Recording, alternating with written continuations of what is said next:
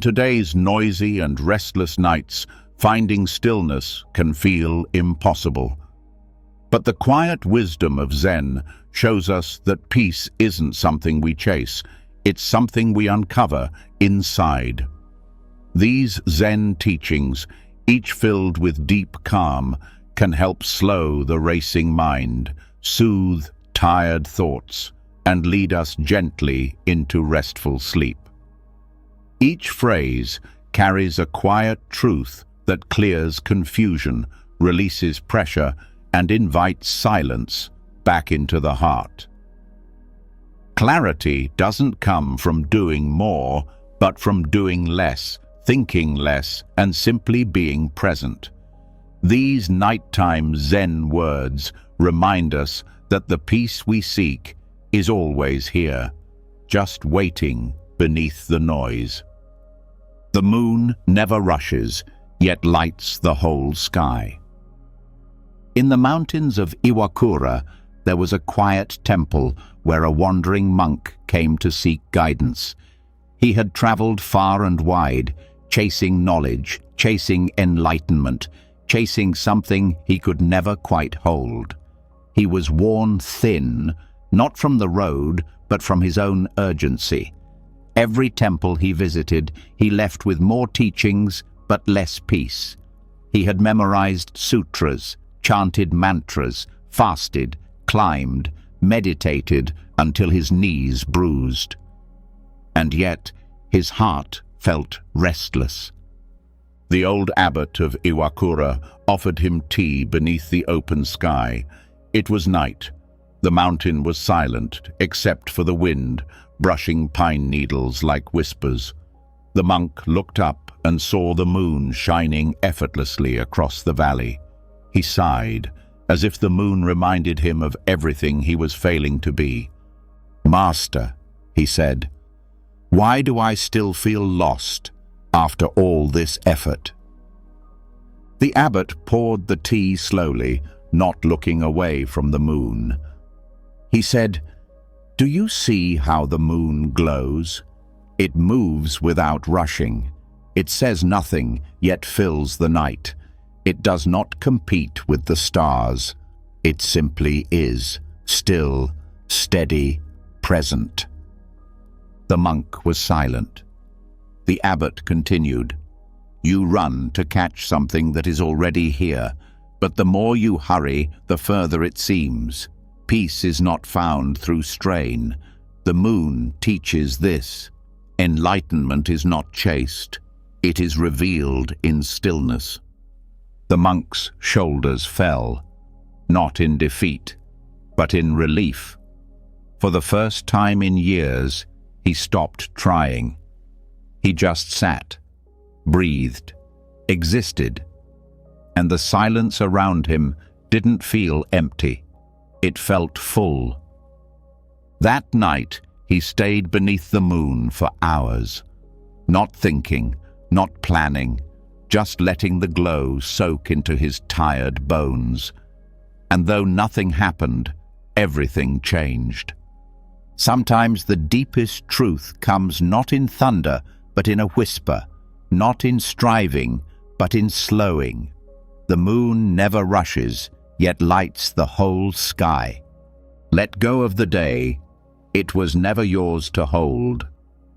In the northern valley of Obus, where the mist clings to pine branches and the evenings arrive like whispers, a woman named Hannah sought refuge in a mountain temple after losing her husband.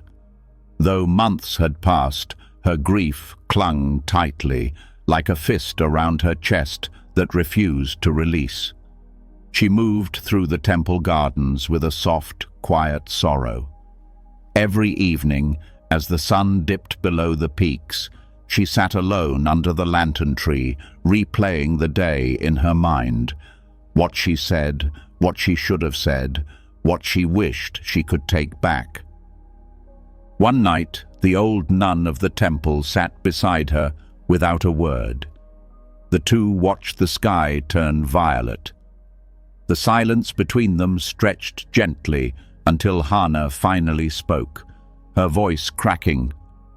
I can't stop thinking.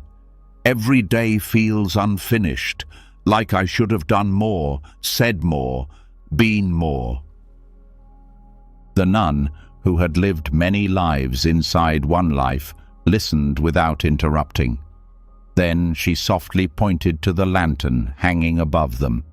Its flame flickered once and died. "The day is like that flame," she said. "It burns, it warms, it lights what it can, and then it goes. You don't hold the smoke. You let it rise." Hannah looked up. She had never noticed how the light faded so naturally. The nun continued, "We believe the day belongs to us, that we can shape it, perfect it, keep it. But it was never ours. Not the praise, not the mistakes, not even the goodbye. It belongs to time, not to memory. Let it go." That night, Hannah didn't sit beneath the tree. She lay in her small room, eyes open in the dark, watching the shadows on the ceiling dance like soft waves. She didn't try to rewrite the day. She didn't argue with the past. She let the weight settle, not to carry it, but to release it. For the first time, the ache in her chest softened, not because anything had changed, but because she finally allowed it to. The day had never been hers to hold. It had already gone where all days go, into silence. Sleep is not escape. It's returning to yourself. In the quiet village of Takayama, nestled between whispering cedar forests, there lived a calligrapher named Daichi, who had once been a traveling warrior. His life had been filled with fire, battles, duty, honor, and survival. But in his older years, he abandoned the sword and took up the brush. Though his hands were now still, his mind was not. Every night, sleep evaded him. He tossed and turned, haunted not by ghosts, but by the relentless question, what was it all for? He feared sleep the way a soldier fears ambush, not because it was dark, but because it was silent. And silence reminded him of all the things he had buried. One evening, while struggling once again to rest, he went to see an old Zen teacher who lived by a stream that never froze. "I cannot sleep," Daichi confessed. "I close my eyes, but the weight of the past presses down. I fear I'll disappear into it. I stay awake because at least I know I'm still here." The Zen teacher smiled gently and handed him a blank scroll. "This," he said, "is you before you wake, before you speak, before the world demands a name from you. Sleep is not a break from life. It's where life returns to its original form." Daichi frowned. "Then why does it feel like losing control?" "Because during the day," the teacher replied, "you wear too many masks. You are father, fighter, artist, thinker. In sleep, all masks fall. Only the true self remains, the one that needs no defense, no performance. That is not escape. That is return." That night, Daichi laid down without resisting. As he closed his eyes, he didn't feel like he was drifting away. He felt like he was stepping inward, back to the child who once watched snow fall without needing to name it, back to the silence before his first memory, back to the breath that asked nothing of him but to be. He did not vanish. He did not fall. He returned, softly, slowly, deeply, into the self that had never been broken, only forgotten. And for the first time in many winters, he slept like the earth after the first snow. The wind does not ask permission to rest. High in the hills of Nagano, where the trees bend like monks in meditation, an apprentice named Riku trained under a well-known Zen gardener. His task was not to prune or to plant, but to watch. Day after day, Riku was instructed to observe the garden, take notes, and do nothing else. He watched the moss grow, the leaves fall, the pond ripple with dragonflies. At first, he thought the lesson was in stillness, but inside, he remained anything but still. At night, he lay awake, his body aching with tension. His thoughts raced. Am I doing enough? Am I learning fast enough? What will he think of me? The silence of the garden only seemed to amplify the storm inside him. And worse, he didn't feel he deserved rest. How could he relax when he hadn't yet proven his worth? One evening, his master found him pacing the stone path under a moonlit sky, shoulders tight, jaw clenched. Without a word, the old man pointed to a cluster of tall reeds at the edge of the hill. They were swaying gently, barely moving, and then suddenly, still. Not because the wind had died with ceremony or intent, but because it simply did. The wind, the master said, does not ask the trees for permission to stop blowing. It moves when it moves, and when it rests, without guilt, without waiting to earn it. Riku lowered his eyes, unsure what to say. You are not different, the old man continued. You are nature too. You breathe like the wind. You work like the wind. But you also must rest like the wind. You don't need a reason. You don't need approval.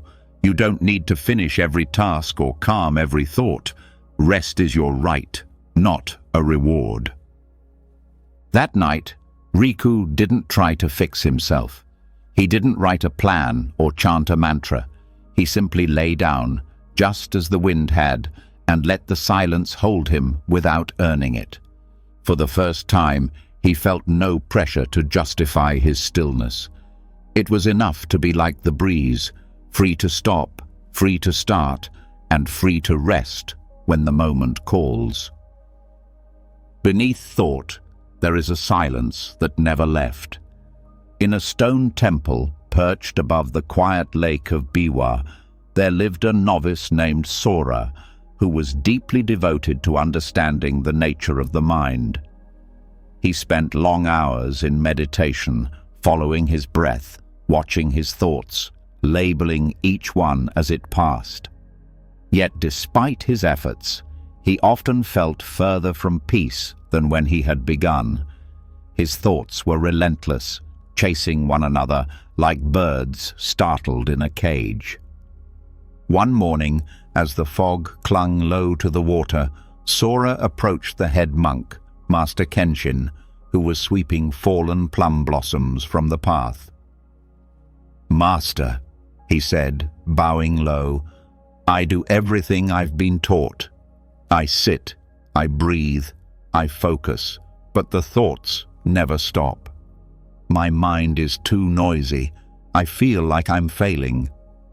Kenshin stopped sweeping and looked out toward the mist. "Do you hear that?" he asked. Sora listened. "Only the birds and the breeze." "No," Kenshin replied. "Listen deeper." Sora closed his eyes. After a moment, he nodded. "There's a quiet underneath it all." Kenshin returned to sweeping. "That silence," he said, "was there before the birds sang. It was there before your thoughts began. It does not leave when they arrive. It does not protest. It simply waits. Beneath thought, there is a silence that never left." Sora stood frozen. It was such a simple truth, yet it struck something deep, something older than understanding. He had always believed peace came when the mind became empty. But now he saw peace was not the absence of thought. It was the space those thoughts floated in. That evening, as he sat in meditation, Sora did not try to stop his thoughts. He let them rise like mist over the lake. But beneath them, he rested his attention on the silence that held them all. The thoughts still came, but they no longer pulled him away, because now he knew they were only ripples on a still pond that never stopped being still. The silence had not disappeared. It had only been covered, and once remembered, it welcomed him back like a sky that had never stopped being blue, no matter how long the clouds had stayed. Even mountains sleep beneath stars. In the quiet province of Gifu, where the peaks stretch like frozen waves against the sky, a young boy named Sota lived with his grandfather in a small wooden hut at the base of Mount Norikura. His grandfather, once a renowned stonemason, now spent his days slowly walking the mountain paths, whispering poems to the wind and watching the stars as if they were old friends. Sota was restless by nature. His thoughts moved fast, like rivers after rain. At night, he often lay wide-eyed under the futon, anxious about everything: school, the future, mistakes he hadn't made yet. He feared the silence. He feared missing something, and when he looked at the mountain towering above their home, it made him feel smaller, more lost. How could something so vast, so unmoving, understand the turmoil inside a boy who couldn't stop thinking? One night, after tossing and turning again, Sota slipped outside to sit beside his grandfather, who was watching the sky. The stars blinked like quiet candles, scattered gently above the ridges of the mountain. "I can't sleep," Sota whispered. "My mind is too loud. The mountain is so big, it never rests. I feel like I'm supposed to be strong like that, too."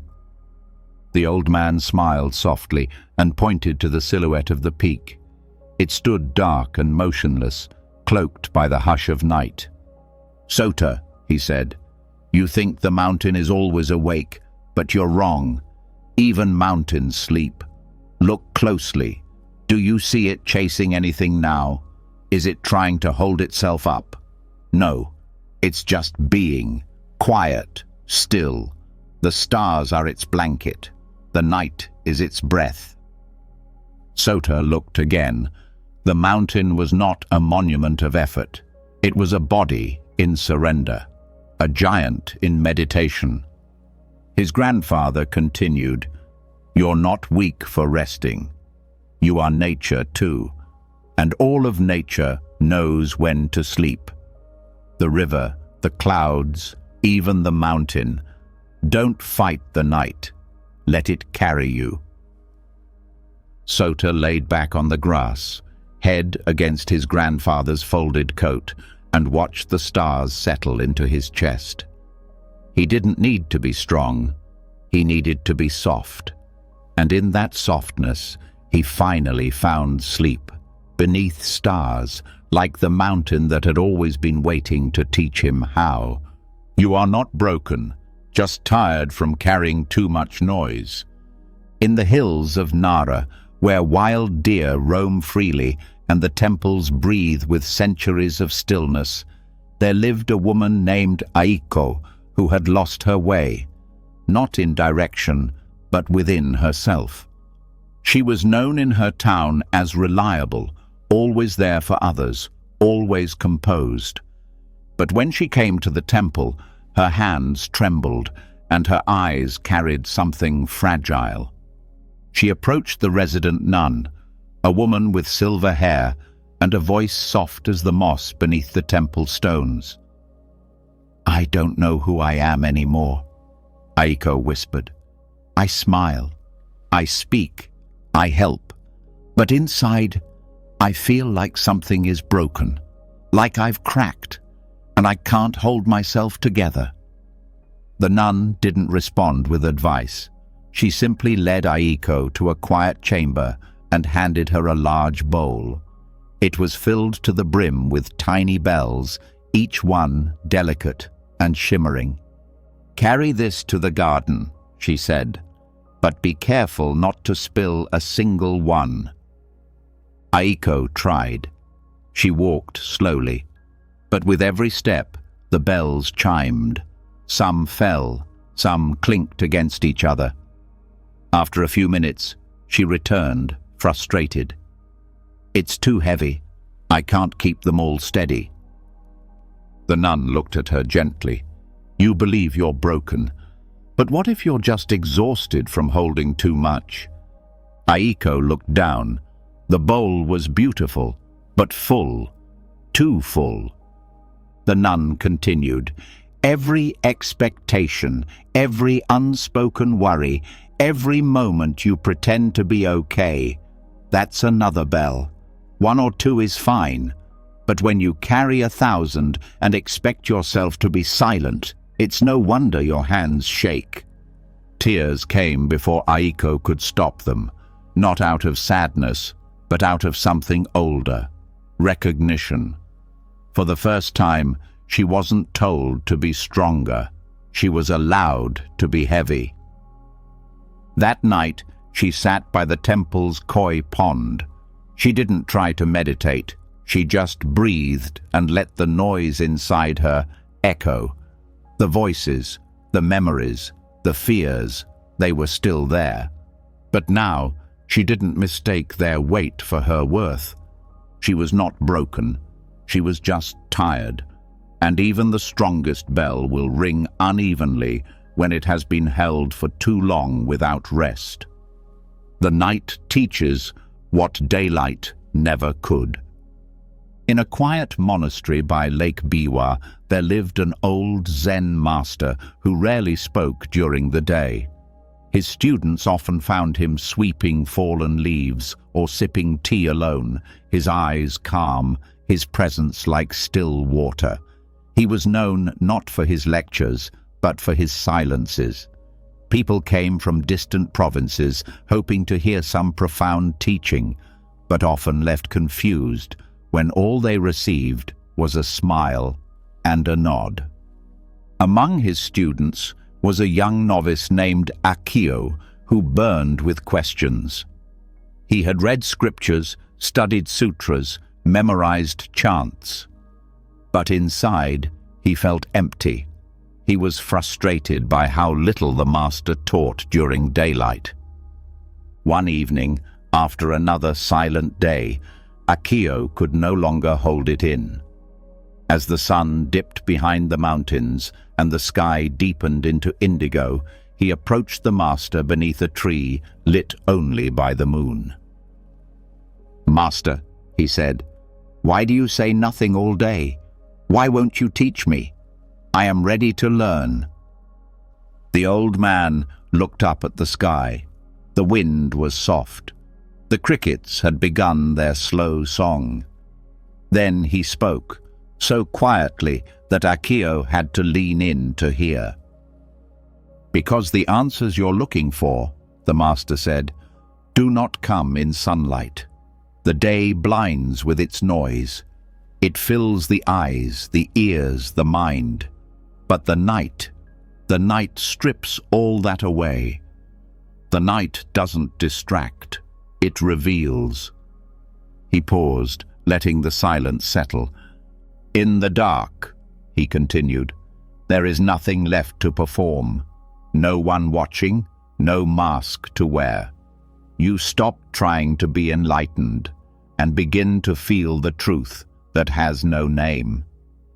Akio sat beside him, confused at first, but as he stared into the darkness, no scripture, no scroll, no voice telling him what to do, he began to feel something shift.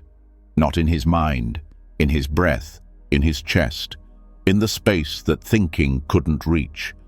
He saw that in daylight he had tried to chase understanding with effort, but in night something softer spoke, something deeper than words. The moon rose slowly, silver and indifferent. It taught nothing. And yet, it taught everything. Stillness is not the absence of life. It is its purest form. In the mountain village of Shirakawa-go, where snow falls like whispered prayers and the world slows with the seasons, a young boy named Ren lived with his grandfather, a retired monk. Ren was a curious soul, eager, full of questions, always moving. He would wake before sunrise, chase the chickens, ask why the clouds floated and why the cat never blinked. His laughter was constant, and his thoughts tumbled out like river stones. One day, a heavy storm rolled through the village. The wind howled and the snow piled in silence. The roads were buried. The temple bell could not be rung. The whole village grew still. Trapped indoors, Ren grew restless. "It's too quiet," he grumbled. "It feels like nothing is happening." His grandfather, seated on the wooden floor with a steaming bowl of miso, looked at the frozen landscape through the window. "Look again," he said. "Everything is happening, just not the way you're used to." Ren frowned. "But nothing's moving." The old man sipped slowly. "Do you think trees are dead because they don't dance? Do you think the snow is asleep just because it makes no sound?" Ren stared out the window. The branches, though frozen, bent slightly under the weight of the snow. Somewhere beneath the earth, seeds waited. The storm didn't stop life. It covered it, deepened it. It made space. His grandfather continued, "Stillness isn't when life stops. It's when life reveals itself. The noise of doing often hides the being. When the world quiets, the truth becomes louder." That evening, Ren sat without a question. No fidgeting, no talking, just breath and snowfall. And in that stillness, something stirred, not outside, but within. He noticed his heartbeat, the warmth of the fire, the way silence wasn't empty, but alive. He realized that in all his rushing to feel something real, he had overlooked the deepest feeling of all, the one that came when everything else paused. The stillness did not take life away. It gave it back, pure, undistracted, undemanding. And as the wind softened and the night deepened, Ren stayed still, not because he was told to, but because something within him had finally met something beyond him, and neither one needed to move. Let your breath become the only voice that matters. At the edge of Mount Dyson, where the fog drapes itself over the earth like a sleeping robe, a boy named Haru was sent by his father to train in silence with the mountain monks. Haru had grown up in a busy town filled with constant noise, machines, markets, teachers, and commands. His mind mirrored that world, always filled with voices, voices telling him who to be, what to do, what not to say, how to succeed. By the time he turned 15, he could no longer hear his own thoughts beneath the weight of all the others. His father, once a student of the monks himself, saw the unease in Haru's eyes, the kind that no applause could fix, and sent him away not to be disciplined, but to be emptied. On his first morning at the monastery, Haru was asked to sit in the meditation hall before dawn. The room was cold, candle-lit, still. The only sound was the faint drip of melted wax and the wind brushing through the high rafters. As he closed his eyes, he heard everything.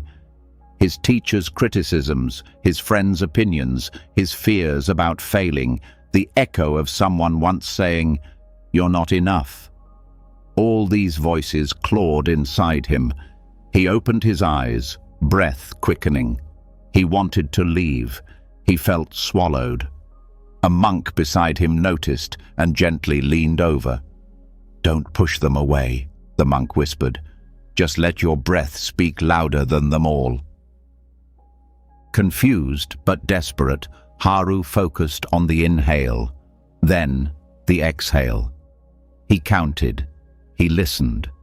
The breath was quiet, but it was steady. Every time a thought rose like thunder, he returned to that soft sound. His own breath, like a wave rising and falling on an unseen shore. Minutes passed, then hours.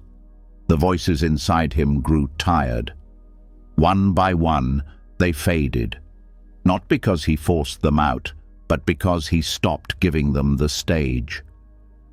By nightfall, Haru sat beneath a pine tree, watching the stars bloom quietly overhead. No more voices filled his head, no more questions. Just the whisper of breath in his chest, as if the mountain itself had taken residence within him. And in that stillness, for the first time in his life, he wasn't being spoken to. He was finally listening. The body knows how to sleep. The mind must let it. In a remote Zen retreat nestled deep in the mountains of Aso, a man named Haruki arrived with hollow eyes and trembling hands. He had not slept more than 2 hours a night in years. A businessman with sharp suits and a sharper mind, Haruki had built empires, but lost the ability to rest. He tried medication, he tried sound machines, he tried lavender and teas and routines. Still, sleep refused to come. At the temple, the head monk did not offer advice. He simply invited Haruki to lie down each evening on a straw mat beneath the open beams of the meditation hall. No instructions, no mantras, just quiet. The first night, Haruki's body lay still, but his mind spiraled. Thoughts fired like arrows, emails unanswered, deals pending, conversations replaying, fears rehearsed. The body wanted rest, but the mind stood guard, pacing the gates. On the second night, the monk sat beside him and whispered, "Your body remembers how to sleep. It's your mind that forgot how to trust it." Haruki blinked in the dark. The monk continued, "You don't make sleep happen. You allow it, like dusk, like snow falling. It is not effort, it is surrender. Your body is wise. It knows what to do if you stop interrupting." That night, Haruki didn't try to fall asleep. He didn't time his breath or wait for silence. He simply let go of the need to control. He let the thoughts come, but didn't follow. He let the breath guide the way. Slowly, his body softened, his limbs heavy like wet cloth, his jaw unclenching for the first time in years. He fell asleep with the monk still sitting beside him, but when he woke, the monk was gone, and morning light filtered through the beams like gold. It hadn't been a trick. It hadn't been a method. It had been permission.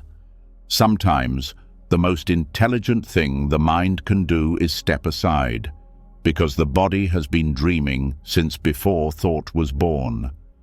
It carries the memory of sleep in its bones, and all it asks is this: let me return.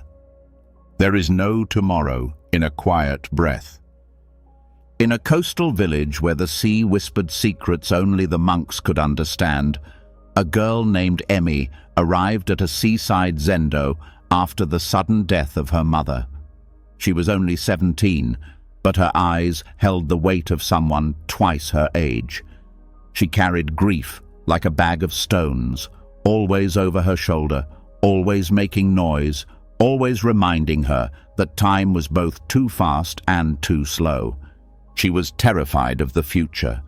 Every moment was filled with questions she couldn't answer. What will I do now? Who am I without her? What happens next? The days dragged her forward, and each breath felt like a borrowed moment. When she arrived at the zendo, the head nun gave her only one instruction: sit with your breath, that is all. For the first 3 days, Emmy couldn't do it. Every time she closed her eyes, her thoughts hurled her forward. She worried about where she'd live, what she'd become, how the world could keep turning without the one person who made it feel safe. The breath was there, but it was small, buried beneath the storm. On the 4th morning, exhausted and numb, she sat facing the ocean at dawn. The waves rose and fell, indifferent to her pain. The air was cool and still. She tried again to follow the breath, not as an escape, but as a surrender. One breath in, one breath out. Something shifted. The tide of her mind, once loud and crashing, began to quiet.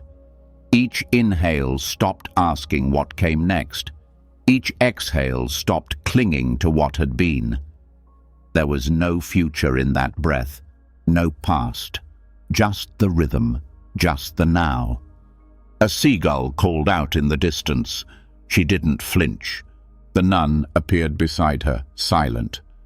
After a long while, Emmy whispered, "I feel like I'm disappearing." "No," the nun said softly. "You're appearing. You're arriving in this moment, where nothing is missing." Emmy closed her eyes. She didn't know what the next day held, but for the first time, she didn't need to know. Her mother was gone. The future was unknown. But this breath, this one, was whole. And in that quiet, there was no tomorrow to run to, only this eternal now. Thoughts will knock. Don't open the door. In a small Zen hut by the edge of the Uji River, there lived a solitary monk named Renji, who spent his days sweeping leaves, boiling water, and tending to a garden that bloomed without needing much attention, much like his mind. He had not always been so calm. In his youth, Renji had been plagued by thoughts that never stopped speaking. They disguised themselves as urgency, as planning, as self-improvement, but they drained him until he couldn't tell the difference between being alive and being exhausted. Travelers often came to him seeking clarity. One such traveler was a poet named Aiko, who could not write anymore. Her creativity had frozen under the weight of a mind that never let her rest. She confessed this to Renji one afternoon as the tea leaves swirled in her cup. "Every time I try to be still," she said, "the thoughts come louder. They knock like they belong inside, and I always answer." Renji listened, nodding slowly. Then he pointed toward the paper screen door at the far end of the room. "If someone knocked right now," he asked, "would you open the door without asking who it was?" Aiko blinked. "No, I'd ask first. I'd check." Renji leaned in, his voice soft as wind through pine. "Then why do you let every thought walk into your mind without question? Why do you let every fear, every doubt, every old story come in, sit down, and stay for tea?" She looked away, ashamed, but the monk only smiled. "You cannot stop thoughts from knocking," he said. "They are travelers. They will come. But you can choose not to invite them in. You can hear the knock and stay seated. You can let them pass like wind against the door. Not every sound needs your attention. Not every visitor is worth answering." That night, Aiko sat by the river with her notebook closed, no longer trying to force poetry from a noisy mind. When the thoughts came, ones that told her she was failing, that time was slipping, she heard the knock but did not move. She stayed still. The river kept flowing, the breeze whispered past, and slowly the knocking faded. For the first time in years, silence entered, not because the thoughts stopped coming, but because she stopped answering. The end of effort is the beginning of rest. At the base of Mount Hiei, hidden behind winding forest paths, stood an old training hall where monks practiced the art of quiet endurance. Every year, one novice was chosen to walk the ancient trail that circled the mountain, a path once used by marathon monks who sought awakening through repetition, hardship, and silence. This year, the novice was a boy named Ren. He was strong, determined, and proud. He believed enlightenment was something to be earned, conquered, wrung out of sweat and blisters. So each morning, he walked the trail with clenched fists, jaw tight, eyes narrowed. He counted steps. He tracked time. He pushed himself harder than anyone else. But something strange happened. The more he tried, the more restless he became. Sleep fled from him at night. His shoulders ached. His breath felt sharp. And despite all his discipline, there was no peace. One afternoon, as he trudged up the path under the scorching sun, he passed the elder monk who had once completed the trail decades before. The old man was sweeping the temple steps with slow, effortless motions, like a leaf being moved by wind. Ren paused, exhausted, and muttered, "Why does it feel like the more I try, the further away peace becomes?" The old monk looked up, smiling softly, and said, "Because you have confused effort with awakening. You are not meant to fight your way into rest. When you stop climbing the mountain in your mind, you realize you're already at the summit." Ren blinked. He had been so focused on reaching some perfect moment, some great reward, that he had missed the path beneath his own feet. That evening, he walked again, but not to win, not to prove, not to overcome. He let go of the pushing. He let his arms swing free. He didn't count steps. He just breathed. For the first time, the trail no longer felt like a test. It felt like a friend. And when he returned, sweat on his brow and calm in his chest, he lay on the temple floor and closed his eyes. Sleep came quickly, not because he had earned it, but because he had finally stopped resisting it. Rest wasn't on the other side of effort.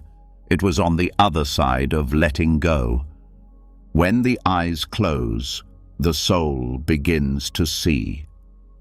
In the mist-covered hills of Nara, there was a monk named Jiro, who had once been a sculptor.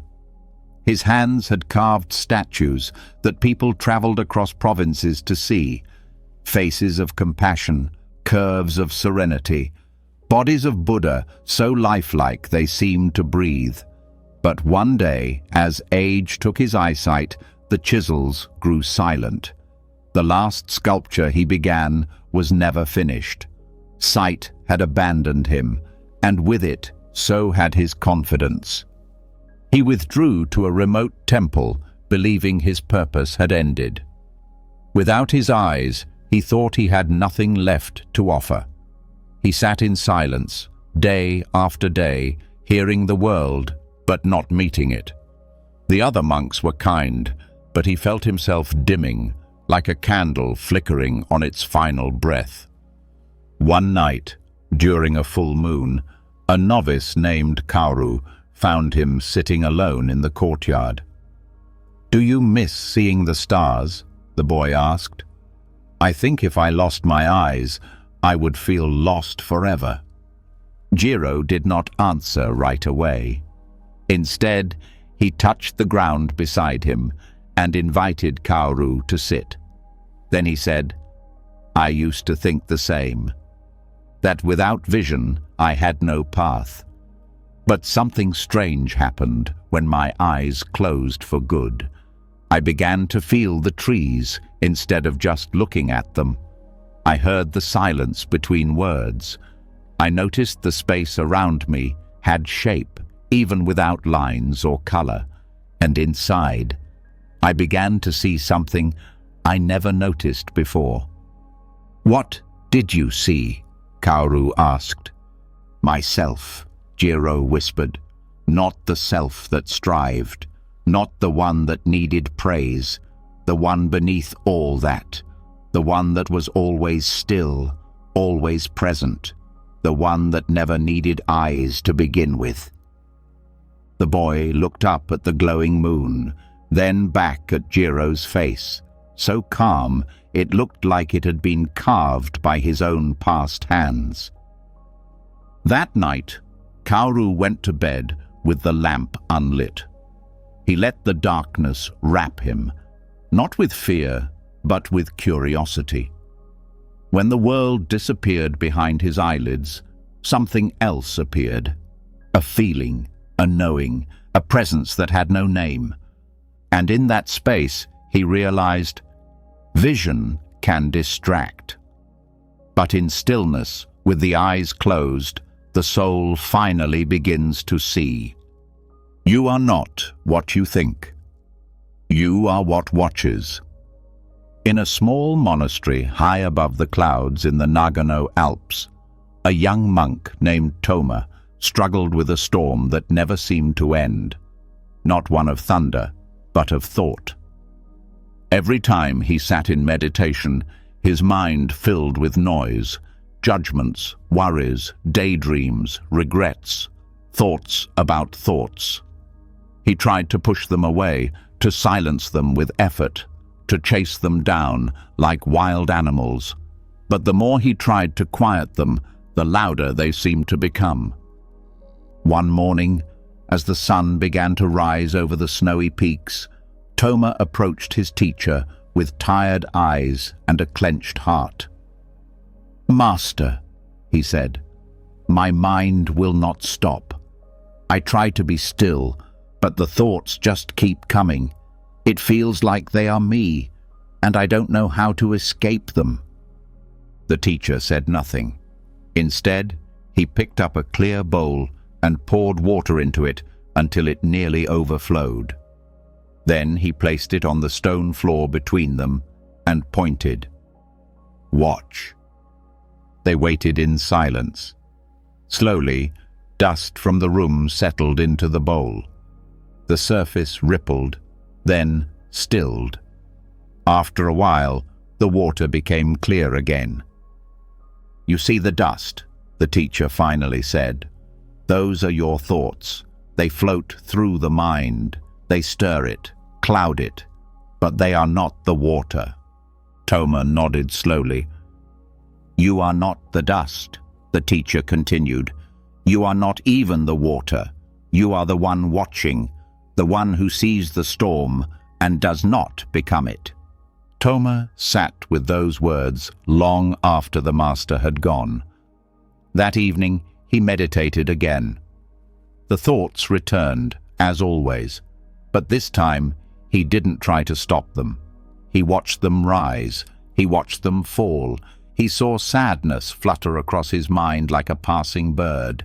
He saw fear float by like a dark cloud. He began to understand. Thoughts are visitors, but the watcher is the home.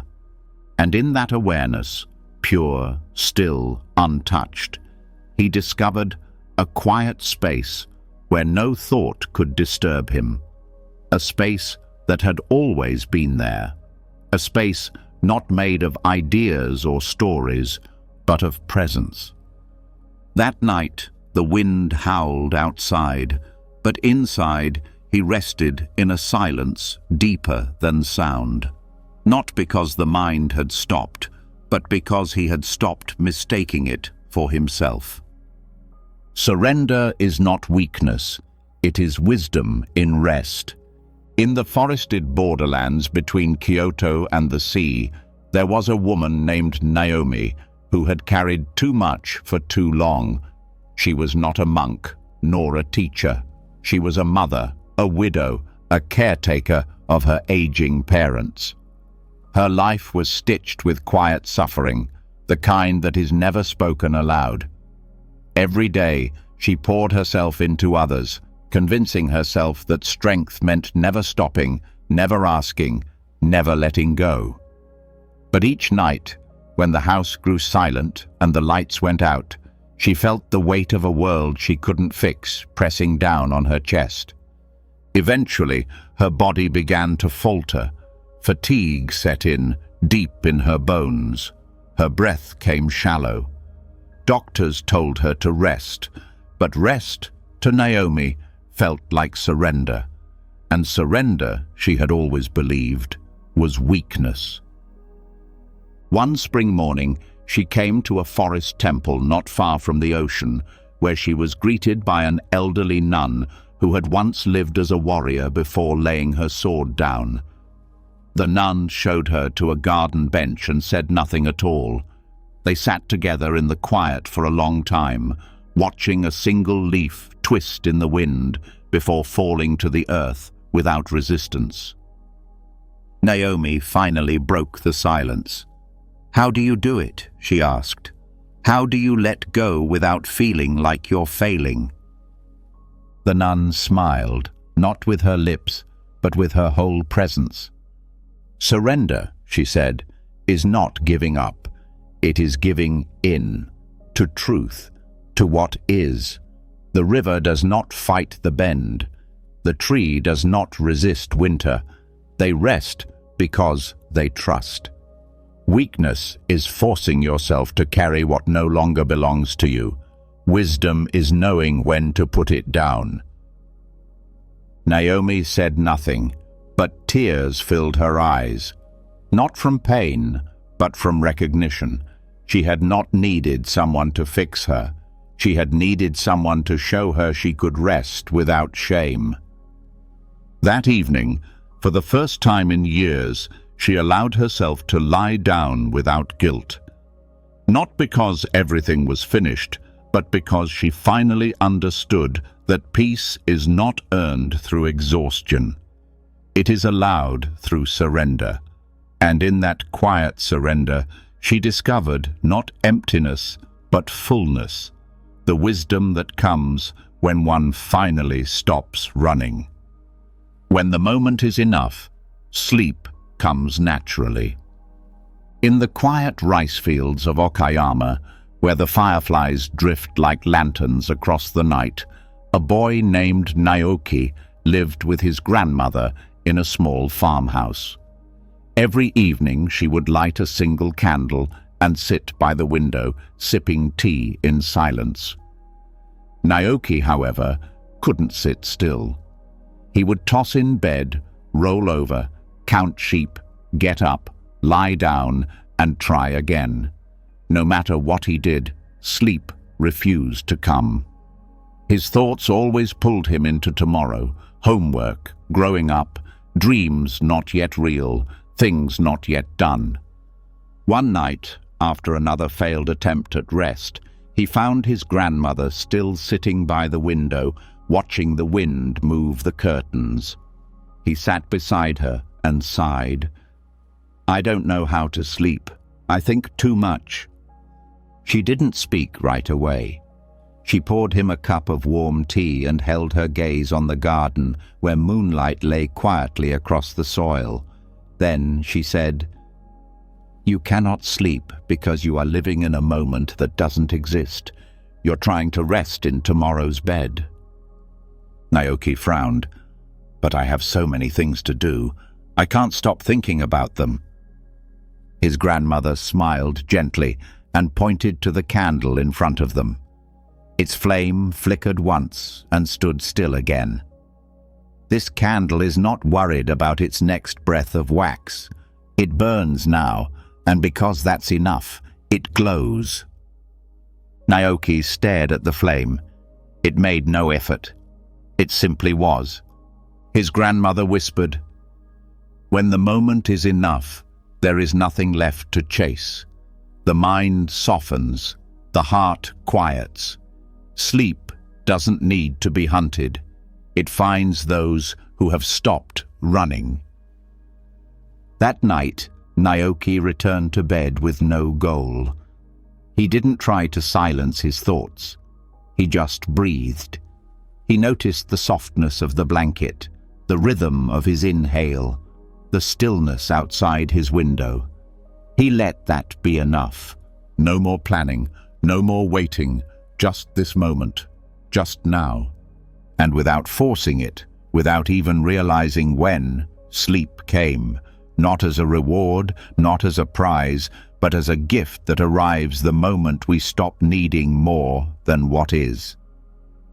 Release the grip on meaning. Just be. On the edge of Mount Dyson, hidden between winding pine trails and the echo of ravens, there was an aging Zen potter named Hisao. His cups were never perfect. One lip always tilted slightly. One bowl always bore a strange groove, a ripple where the clay had twisted on the wheel. And yet, people traveled from far cities to hold his work in their hands, not because it was flawless, but because it was alive. One afternoon, a philosophy student from Osaka visited him. The boy was young, brilliant, and burdened by brilliance. He had spent years trying to understand the purpose of everything: life, death, choice, truth. But the more he searched, the more tangled he became. Every joy came with the question why, and every sorrow demanded meaning. He watched the old potter mold a teacup in silence, his hands moving with a grace that did not seek applause. Finally, the student asked, "How do you not question it all? Every curve, every shape, what does it mean?" Hisao smiled without pausing. "Not everything must mean something," he said. "The cherry blossom does not ask why it blooms. It just blooms, and when the wind comes, it lets go." The student shook his head. "But without meaning, what is the point?" The potter stopped. He turned the half-formed cup in his hand and held it out. "This cup," he said, "will one day hold tea, or not. It may crack, it may be thrown away, but in this moment it is simply clay, warm, spinning, alive in my fingers. Do I need to name its purpose, to feel its presence?" The student fell silent. Hisao leaned closer. "Your suffering comes from your grip, from needing every breath to add up. Let go. Let the moment be without needing it to explain itself. You will not vanish. You will arrive." That night, the student slept beneath the open stars. He did not ask the sky for answers. He did not ask the breeze for purpose. He breathed, not to discover something, but because breathing was enough. And for the first time in years, the weight of meaning fell from his shoulders, and what remained was quiet, and what remained was peace. The pillow holds no past. Follow its lead. In a small, weather-worn temple near the foot of Mount Koya, a woman named Aiko sought shelter after years of trying to outrun her memories. She had wandered through city lights and countryside, through noise and silence. But no matter how far she traveled, the past clung to her like a shadow. Every night it returned. The regret, the voices, the scenes that replayed behind her eyelids, like an old film she never wanted to watch again. She believed rest would come when she finally figured it all out, when she made sense of her mistakes. when she rewrote her history in her head until it no longer hurt. But the more she tried to explain the past to herself, the more tangled it became. An elderly nun offered her a place to stay at the temple. No demands, just a room, a mat, and a pillow. The first night, Aiko lay stiff on the floor, staring into the dark, feeling the weight of everything she had ever done or failed to do. In the morning, the nun sat beside her and asked, "How did the pillow sleep?" Aiko blinked. "The pillow?" "Yes," the nun said, her eyes soft and amused. "Was it heavy with your past?" Aiko was silent. She realized it hadn't been. The pillow had held her head without question. It didn't reject her. It didn't remind her of who she used to be. It simply supported her, right here, right now. The nun continued, "The pillow does not ask where you've been. It does not carry your yesterday. It offers rest, but only if you meet it in the present. You must lay down your story to receive its softness." That night, Aiko sat with those words. And when she laid her head down again, she imagined handing the pillow her burdens, not to fix them, not to solve them, but just to let them rest. She breathed. The room didn't ask anything of her. The stars didn't care about her history.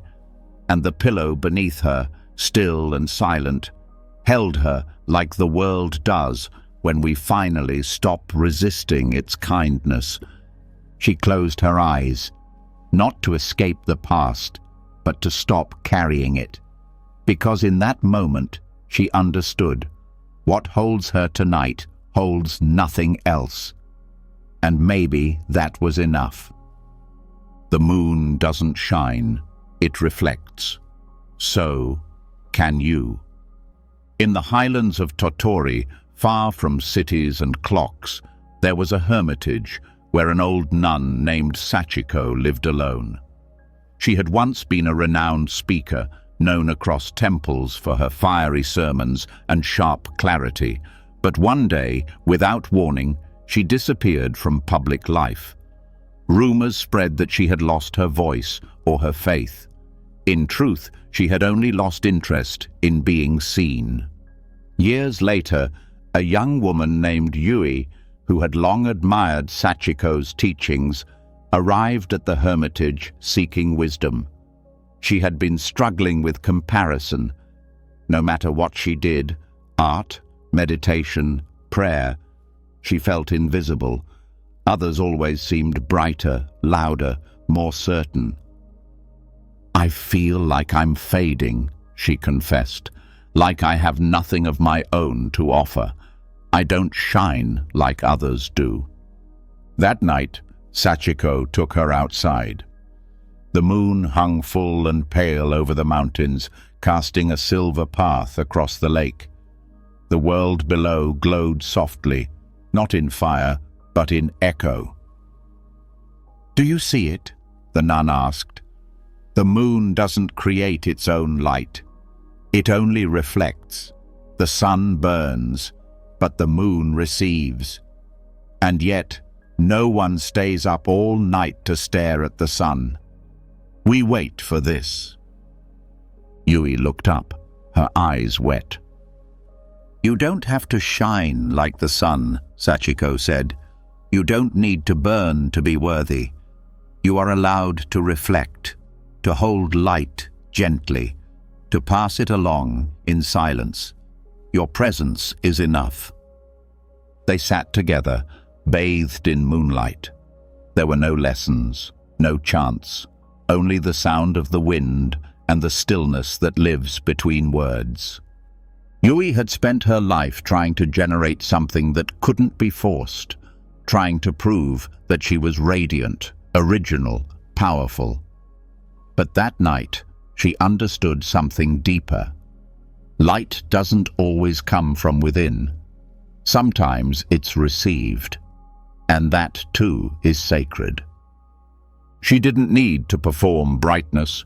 She only needed to be still enough to reflect what had always been shining, not by shouting, not by striving, but by being still, open, and present, like the moon. Do not chase peace.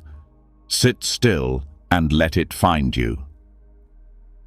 In a village surrounded by cedar forests and deep streams, there lived a man named Haruki, who had spent most of his life searching. He searched for success in his youth, for love in his middle years, and now, with silver streaking through his hair, for peace. He had read every spiritual book he could find, attended retreat after retreat, sat with monks, gurus, teachers. Still, he felt restless, like peace was always just a few steps ahead of him, always slipping out of reach. He came to a forest zendo, hoping it would be the final answer. On his first morning, the Zen master handed him a cushion and said only one thing: "Sit, breathe, that is all." Haruki did as told. For 3 days, he followed the simple rhythm: sit, breathe, walk, eat. But each breath felt like another mile on the endless road. He grew frustrated. "Why won't peace come?" he asked the master on the third night, standing outside as the wind rustled through the leaves like a forgotten lullaby. "I've done everything. I've tried so hard." The master pointed to the stream nearby. Its water moved effortlessly, curving around stones, gliding beneath fallen branches. "You chase peace like a man chasing his own shadow," he said. "But peace does not run from you. You run from stillness." Haruki stood there, confused. The master continued, "The stream does not chase the ocean. It flows without resistance. It allows gravity to guide it. You are trying to do peace when you must allow peace." That night, Haruki returned to his mat. He no longer tried to clear his mind. He no longer reached for calm. He just sat. No effort. No goal. Only breath. Only stillness. And slowly, something happened. Not loudly. Not suddenly. Like morning mist, lifting without warning. The storm inside began to quiet, not because he controlled it, but because he stopped feeding it. In that stillness, peace appeared, not as a reward, not as a visitor, but as something that had never left. It had simply been waiting for him to stop running. Peace is not a prize to be chased. It is the quiet that arrives when the chase ends. Sit, breathe, and let it find you. Each breath in is permission. Each breath out is release. In a windswept village near the Sea of Japan, a retired calligraphy master named Kenji lived in a small wooden house tucked between rice fields and silence. His days were quiet now. He no longer traveled. He no longer performed. He only breathed, slowly, softly, fully. One autumn evening, a young woman named Mariko arrived at his door. She was thin with exhaustion, shoulders folded in, her voice barely more than a whisper. "I can't let go," she said. "There's too much I've done wrong. Too much I can't undo." Kenji led her to a tatami mat and gestured for her to sit. No words, just space. The sun was dipping below the horizon, leaving the sky the color of faded ink. A kettle steamed in the corner. She began to cry, not loudly, but like someone whose heart had reached the edge of its ability to hold back. When she finally looked up, he asked her, "When was the last time you took a breath you actually noticed?" She shook her head. She didn't know. He took her hand and placed it on her chest. "Feel it," he said. "Each breath in, permission to be here, now, just as you are. You don't have to earn it. You don't have to prove anything. It is given freely." She inhaled, shaky and shallow. "Now, exhale," he said. "That's release. Let go, not just of the breath, but of the guilt, the stories, the grasping. You don't have to carry it anymore." So she breathed again, deeper, and then again. For the first time, it didn't feel like survival. It felt like returning. They sat for hours. No chanting, no corrections, just breath, in, out, over and over. Each inhale was a soft yes to existence. Each exhale was a soft no to everything she no longer needed. Mariko realized then she had been holding her breath for years, holding herself hostage with the belief that she wasn't allowed to rest, that she wasn't allowed to be okay. But the breath doesn't wait for permission. It is permission. And the moment she followed it, not to fix, not to heal, but just to feel, something inside her softened, opened, and let go. The breath had never left her. She had just forgotten to listen. Let the silence speak louder than the stories. In the misty hills of Nara, where the temple bells echo through fog like memories trying to find their way home, there lived a novice named Rena who couldn't stop telling herself stories, not out loud, but in her mind, where each moment became a tale, each feeling a narrative, each silence something to fill. She carried stories of who she used to be, who she should have been, what others had said, what she had failed to say. Her thoughts were a theater with no curtains, always playing, always noisy. When she arrived at the temple, the head nun noticed the weight in her eyes. She asked Rena to walk each morning in the moss garden, barefoot and wordless. No chants, no teachings, just footsteps and air. But the silence unnerved Rena. With no one speaking, her mind screamed louder. Thoughts filled the space. What if I don't change? What if I'm just pretending? What if I'm not meant for this? Each story returned like an actor demanding a role, and she gave them the stage again and again. On the seventh morning, the nun walked beside her. They moved slowly through dew-soaked stones until the nun stopped and asked, "Do you hear it?" Rena paused. "Hear what?" "The silence," the nun said. "It's speaking to you, but your stories are shouting over it." Rena frowned, unsure. The nun continued, "You think peace comes from rewriting the past or fixing the future, but sometimes the greatest truth has no voice. It waits in stillness. It waits beneath the story you've been telling yourself for years." That evening, Rena sat beneath a cherry tree, the petals falling like quiet blessings. She didn't try to understand anything. She didn't explain her pain. She didn't narrate her breath. She just sat, present, unscripted. And in that stillness, she heard something not made of words, a feeling, a knowing, soft but certain. The silence didn't need her story to have value. It simply was. She felt her stories begin to dissolve, like snow in spring water, not gone, but no longer necessary. In that space, with no name and no plot, the silence finally spoke. And for the first time, she listened, not to the voice in her head, but to the quiet that had always waited beneath it. A full mind cannot dream. Empty it.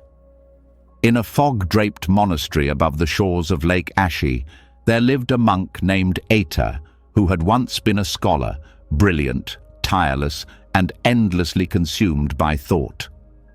Before arriving at the temple, his life had been defined by lists, lectures, calculations, and theories. He had filled journals with ideas and his head with ambitions. But despite all his learning, he had not slept through the night in over a decade. Dreams no longer came to him, only pressure, tension, and the dull ache of a mind that never stopped rehearsing. At the monastery, he tried everything: chanting, fasting, silence. Still, the dreams would not return.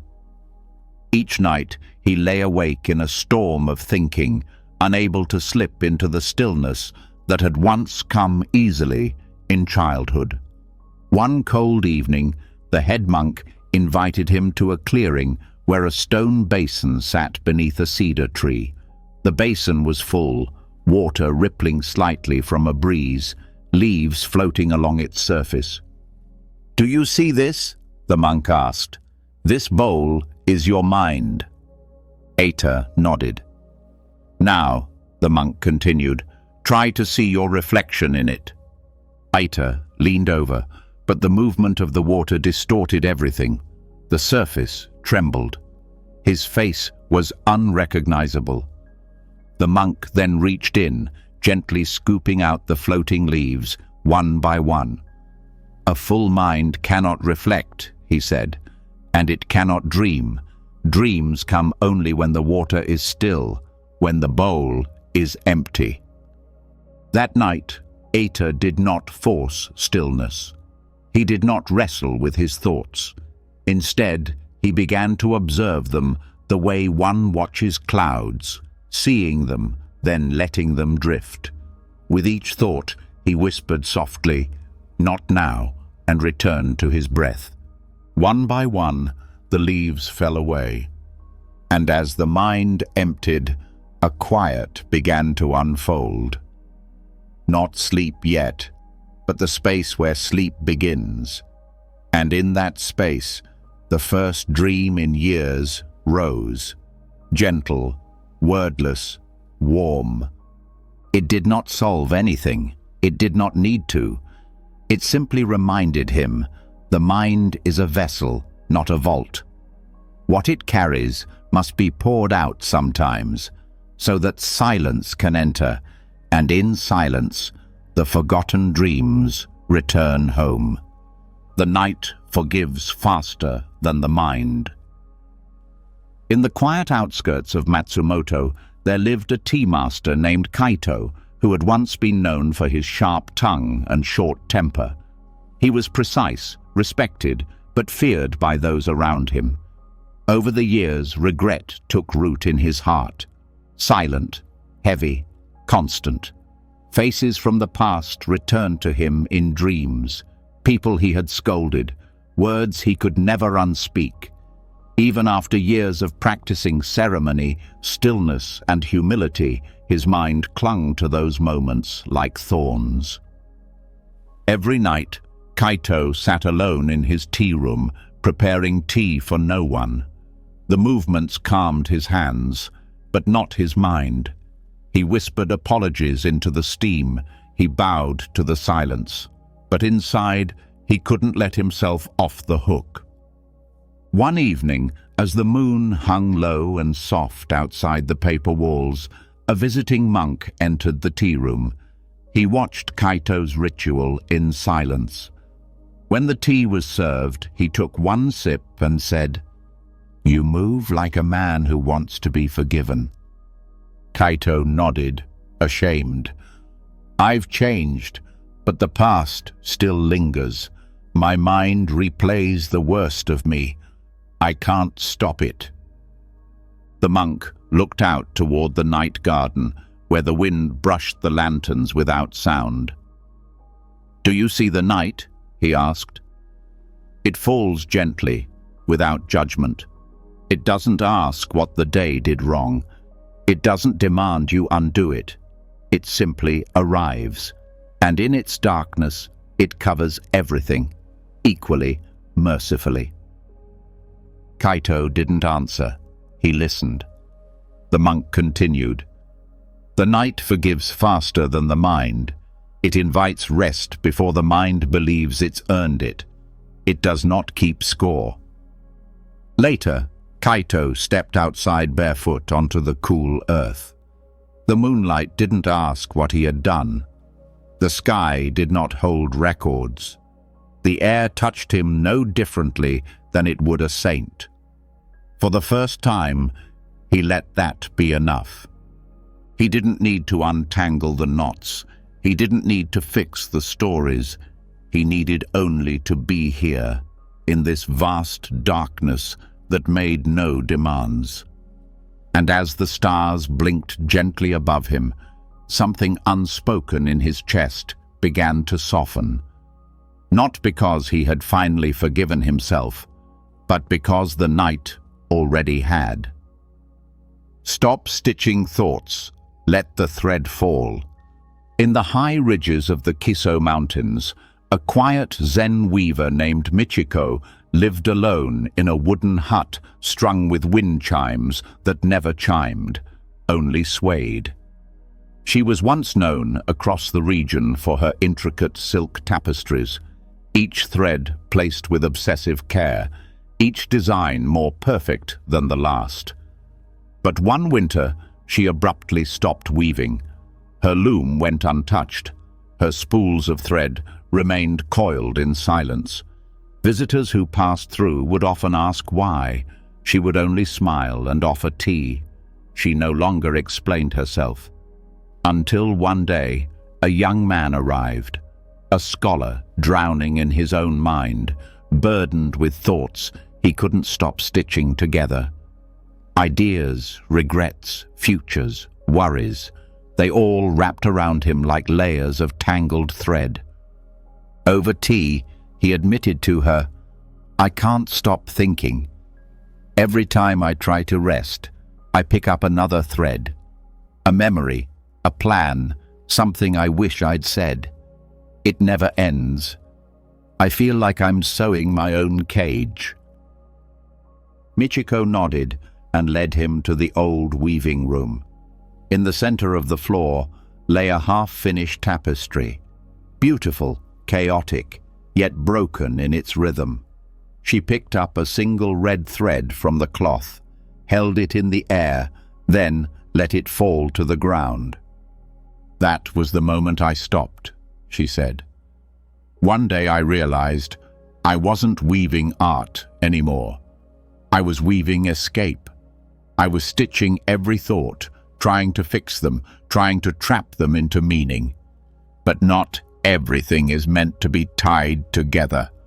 Some thoughts only visit, some don't belong, and some," she said, "are just thread. You don't have to use them." The young man stood in silence, watching the thread curl on the floor like a question left unanswered. That night, he didn't try to organize his thoughts. He didn't chase them or pull them into patterns. He let them come undone, let them dangle and fall, let them unravel like snow melting in the sun. And in that unraveling, something loosened inside him, not into chaos, but into calm. The thoughts were never the enemy. It was the need to make them all connect that had kept him from rest. And now, without the loom, without the needle, without the grip, he finally slept. Stillness is not doing nothing. It is doing nothing on purpose. In a remote Zen temple carved into the cliffs of Ishikawa, a young man named Daiji arrived in search of clarity. He had spent years burning himself out in the city, where achievement was the only language people seemed to speak. He was praised for being efficient, admired for multitasking, envied for his drive. But inside, he felt hollow. He could complete 1,000 tasks and still lie awake at night, unsure of who he was without them. When he reached the temple, he expected to be given a series of disciplines: fasting, chanting, walking meditations, something that looked like effort. But instead, the abbot led him to a simple mat in an open room and said, "Sit here, do nothing, return tomorrow." Daiji was stunned. "That's it?" he asked. The abbot smiled.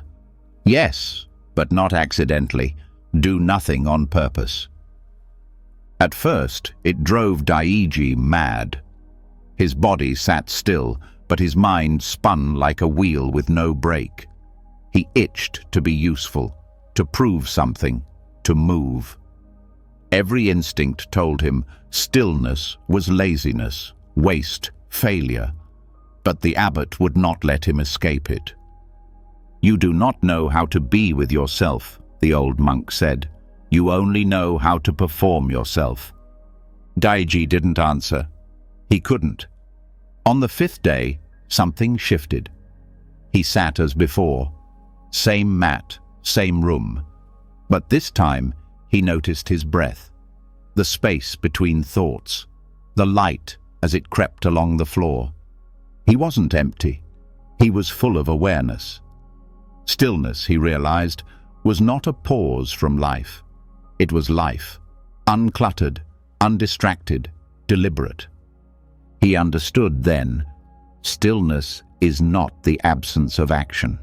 It is choosing not to act because something deeper is present.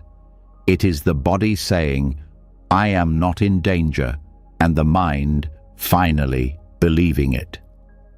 That evening, as bells echoed across the valley and clouds passed slowly over the distant ridge, Daiji sat once more, this time without resistance. He wasn't doing nothing. He was practicing the rarest form of power in a world obsessed with motion. He was letting the moment breathe, letting himself be. And in that sacred quiet, he found the kind of peace that achievement could never offer, because it wasn't earned. It was remembered. Sleep is not elsewhere. It is right beneath the noise. In a remote temple nestled between cedar trees and clouds, a novice named Taro was known for his restlessness. Though he followed every rule, bowed at every bell, and meditated at every sunrise, he could not sleep.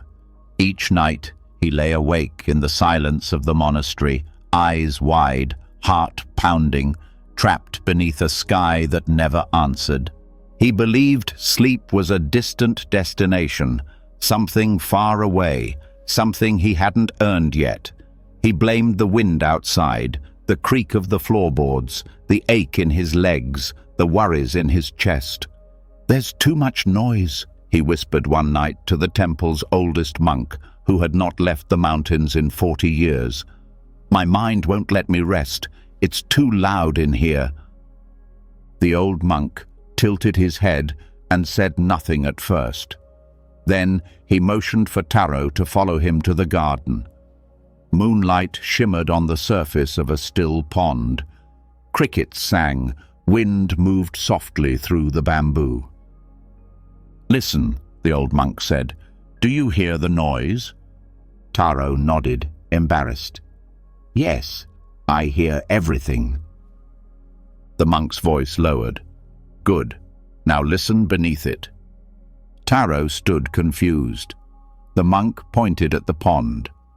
"When the wind stirs the water, we see only ripples. But beneath them, there is stillness. It is always there, unmoved, unbothered. Sleep is the same. It is not gone. It is only covered by thoughts, tension, fear. Don't chase silence. Just let the ripples pass." Taro blinked. He looked again at the water, the surface restless, but something below it deeply calm. That night, when he lay down, he didn't try to force sleep. He didn't demand quiet or beg his thoughts to leave. He simply sank below the ripples. He let the surface of his mind be noisy, chaotic even, but he didn't fight it. And as he drifted, he felt it, not absence, not escape, but presence. The kind of rest that lives beneath effort, beneath worry, beneath the noise. Sleep had never been missing. It had been waiting just underneath. Be where your body is. The mind will follow. In the southern mountains of Shikoku, there was a small temple built into the slope of a cedar-covered hill, where the wind moved through the trees like breath through lungs. A girl named May came to this temple after collapsing from exhaustion in the middle of her university exams. Not physical exhaustion, but mental. Her body had sat in classrooms, walked to cafes, sat through lectures, but her mind was always somewhere else, planning, regretting, worrying, pretending. She lived everywhere but where she was. She told the temple master, "I feel like I'm always behind my life, chasing after it, even when I'm standing still." The master listened quietly. Then he handed her a wooden pail and asked her to fetch water from the well. But there was one rule. Feel everything. The ground beneath your feet, the weight in your hands, the wind on your skin. Stay where your body is every moment. May thought it was simple, but as she walked, her mind leapt ahead. Will this help? Am I wasting time? What if I can't change? Her steps grew unsteady. She tripped over a root and spilled the water. The master met her at the temple gate. She expected scolding. Instead, he smiled. "Your feet were on the path," he said, "but your mind was in a question." The next morning, she tried again. This time, slower. Each step was a choice. Each breath, an anchor. She felt the coolness of the wood, the sun on her shoulder, the rhythm of her heartbeat. She walked like someone listening to the world for the first time. When she returned, the pail was full, and so was something inside her she hadn't felt in months. Presence. The master bowed. "When the body arrives," he said, "and the mind stops resisting, life becomes one again. You don't need to force stillness, just meet it where you are." That evening, May sat in the temple garden and watched the dragonflies skim across the pond. Her thoughts still fluttered, but they no longer controlled her. She didn't chase them. She didn't fight them. She stayed where her body was, grounded like the stones beneath her, breathing like the trees that didn't need permission to be alive. And slowly, her mind stopped running. It joined her, not in perfection, but in peace, because the body had already shown the way. Nothing needs solving, not tonight. In a quiet valley near the base of Mount Hiei, where mist curled like breath along the stone paths, there was a Zen innkeeper named Haruna, who had once been a physician. For decades, she had lived by questions, diagnosing, treating, fixing. Every life she touched came with a puzzle, and she had carried each answer like armor. But when her husband passed and her hands began to tremble from age, she stepped away from the world of urgency and chose a different kind of life, one with fewer answers and far fewer questions. Her inn was known for its silence. Travelers came not for luxury, but for something rarer, permission to stop. There were no clocks, no mirrors, no expectations, only stillness and tea. One autumn, a young teacher named Ray checked in.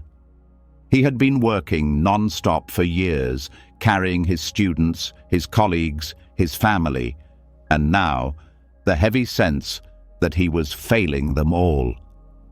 That night, after tossing in his futon and pacing the wooden halls, he found Haruna quietly folding towels by lantern light. "I can't sleep," he confessed, his voice brittle. "There's too much in my head.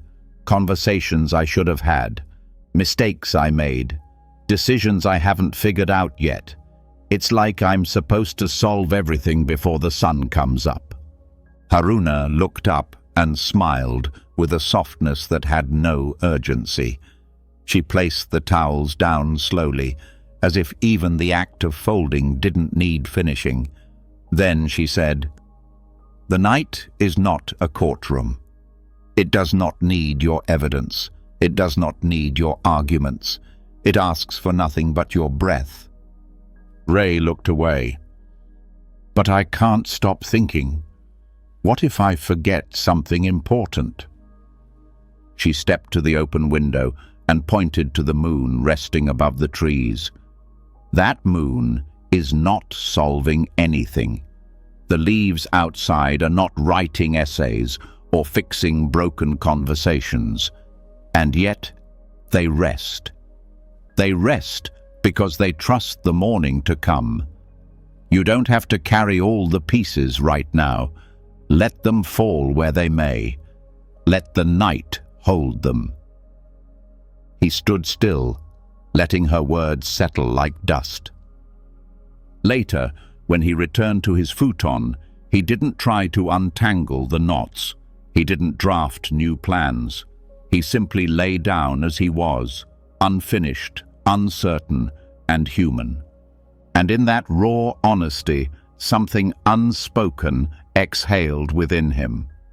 Not everything has to be solved before sleep. Not tonight. Let your muscles sag like old cloth. In the fog-draped valleys near Mount Tsukuba, a boy named Rio arrived at a meditation retreat, carrying not just a backpack, but the invisible weight of always needing to be strong. He had grown up in a home where softness was mistaken for weakness, where tears were hidden, and where the body was something to push, tighten, and discipline. Even in rest, he clenched, jaw tight, shoulders raised, fists curled in his sleep. He had forgotten what it meant to let go. During the retreat, the teacher gave no deep philosophies, no chants, no koans. She only repeated one instruction each night before sleep. Lie down, feel your body, let your muscles sag like old cloth. The first night, Rio tried, but the words felt strange. He wasn't used to letting go. Even while lying flat, some part of him resisted, neck stiff, back rigid, breath short. His body still believed it had to protect something, prove something, hold something in. He asked the teacher, "Why do I feel like relaxing is a danger?" She looked at him gently and said, "Because somewhere inside you still think being tense is being prepared. But the war you're training for never comes. You don't need armor to sleep." That night he lay down again, this time with tears gathering at the corners of his eyes. Not from sadness, but from something softer, older, deeper. He started with his fingers. He let them go limp, as if they had been working for too many years. Then his shoulders, which had carried invisible burdens for far too long.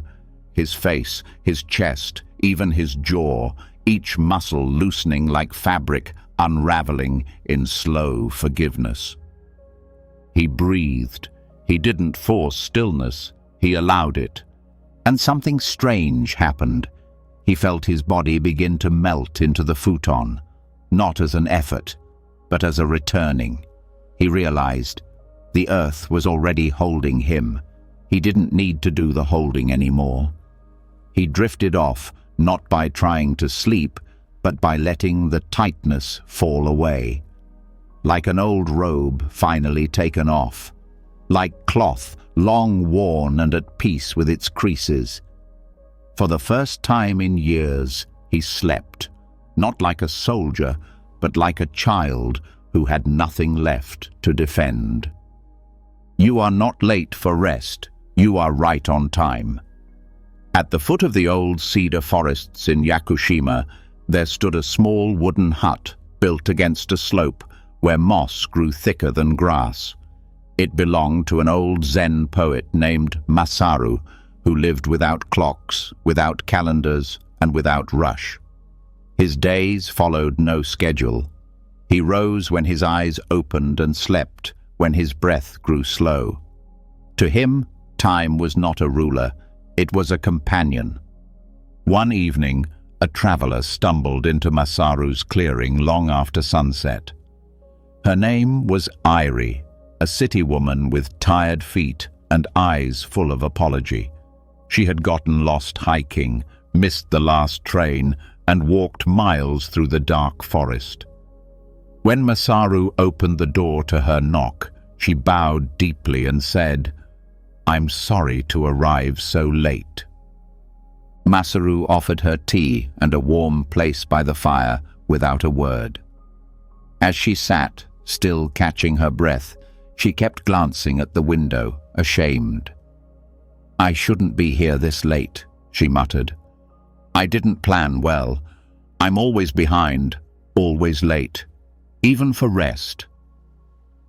The poet stirred the coals and finally spoke, his voice quiet, but rooted like tree roots in earth. "Do you see the moon?" Airi followed his gaze.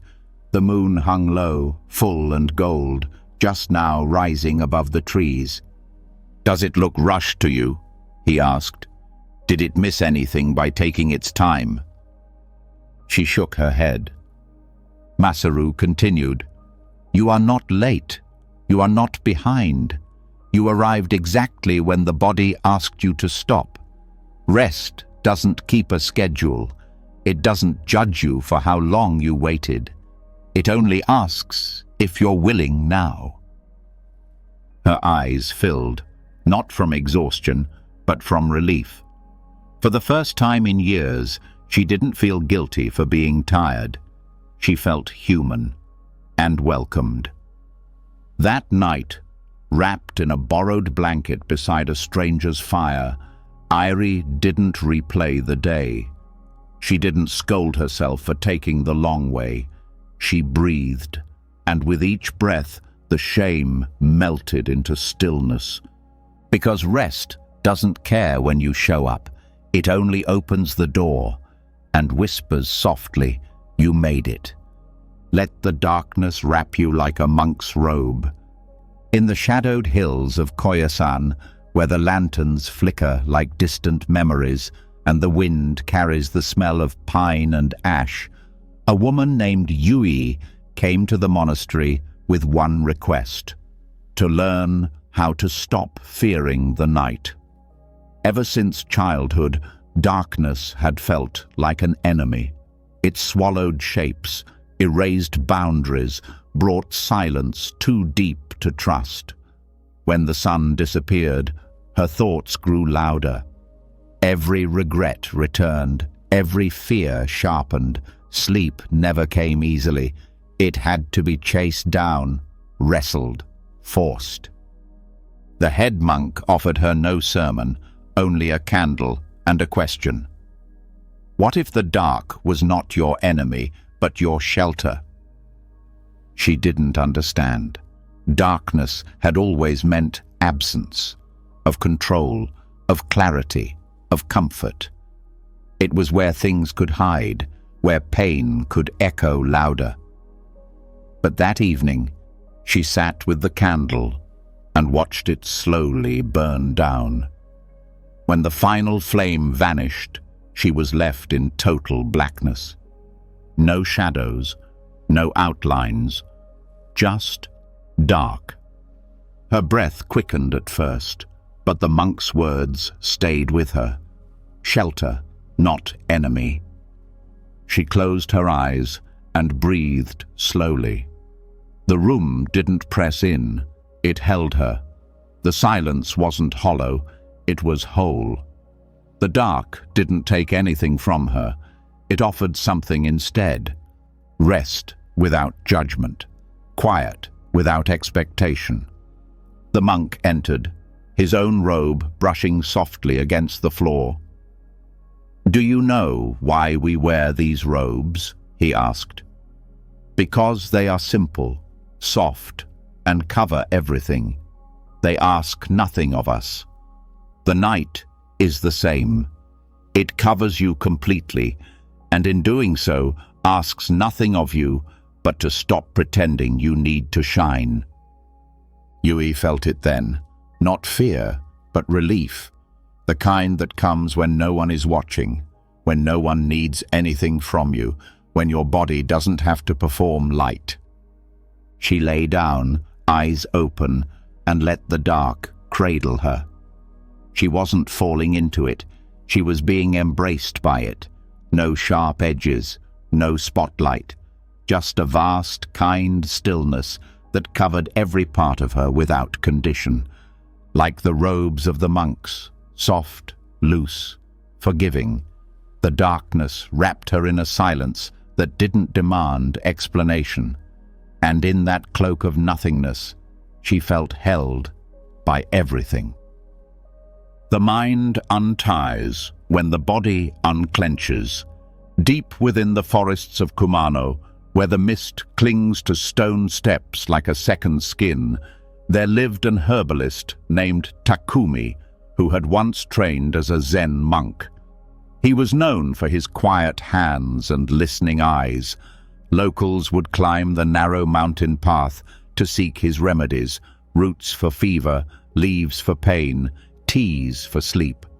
But one day, a traveler came not for herbs, but for help with something less visible. Her name was Nami, and her suffering lived in her shoulders. It lived in her jaw, in her fists that never quite relaxed.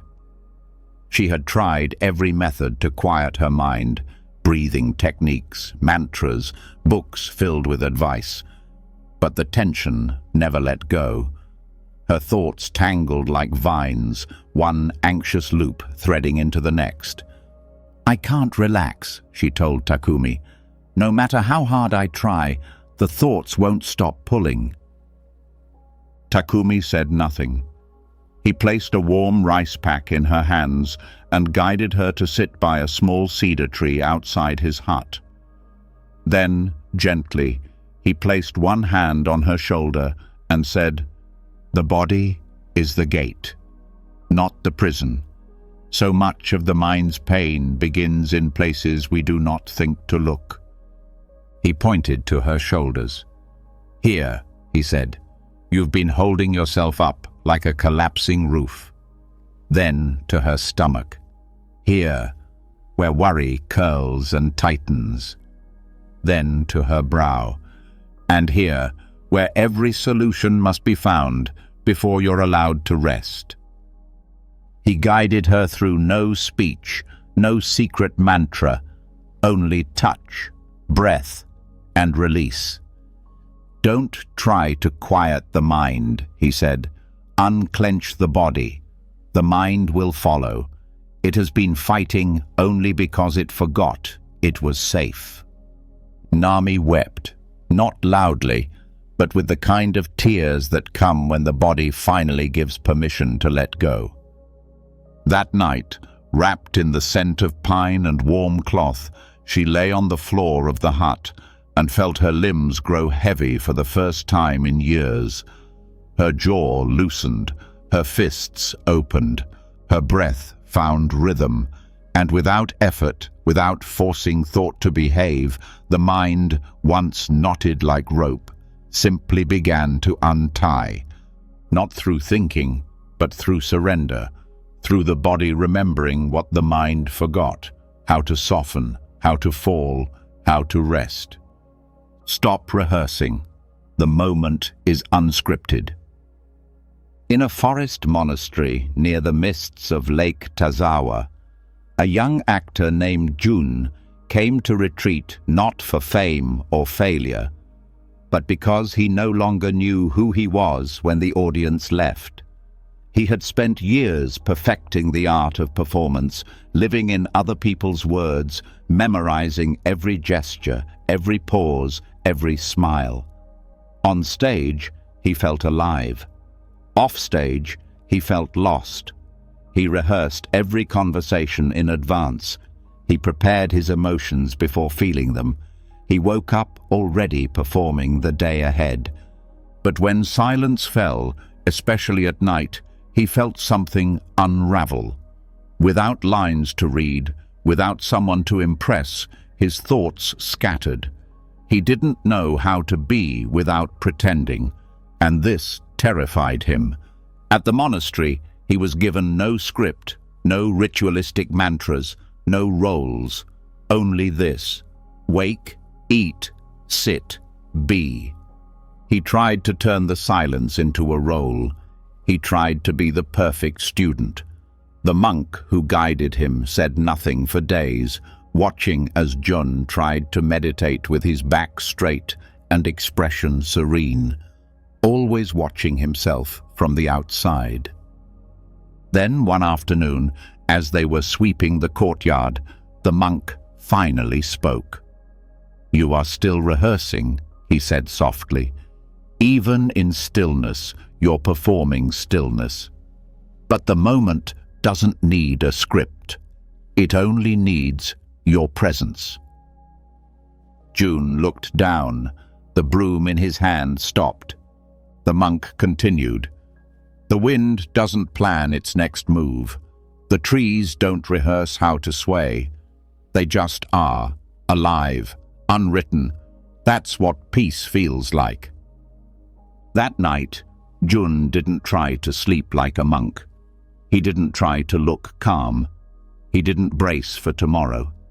He lay down and let himself be awkward, messy, unready, and something shifted.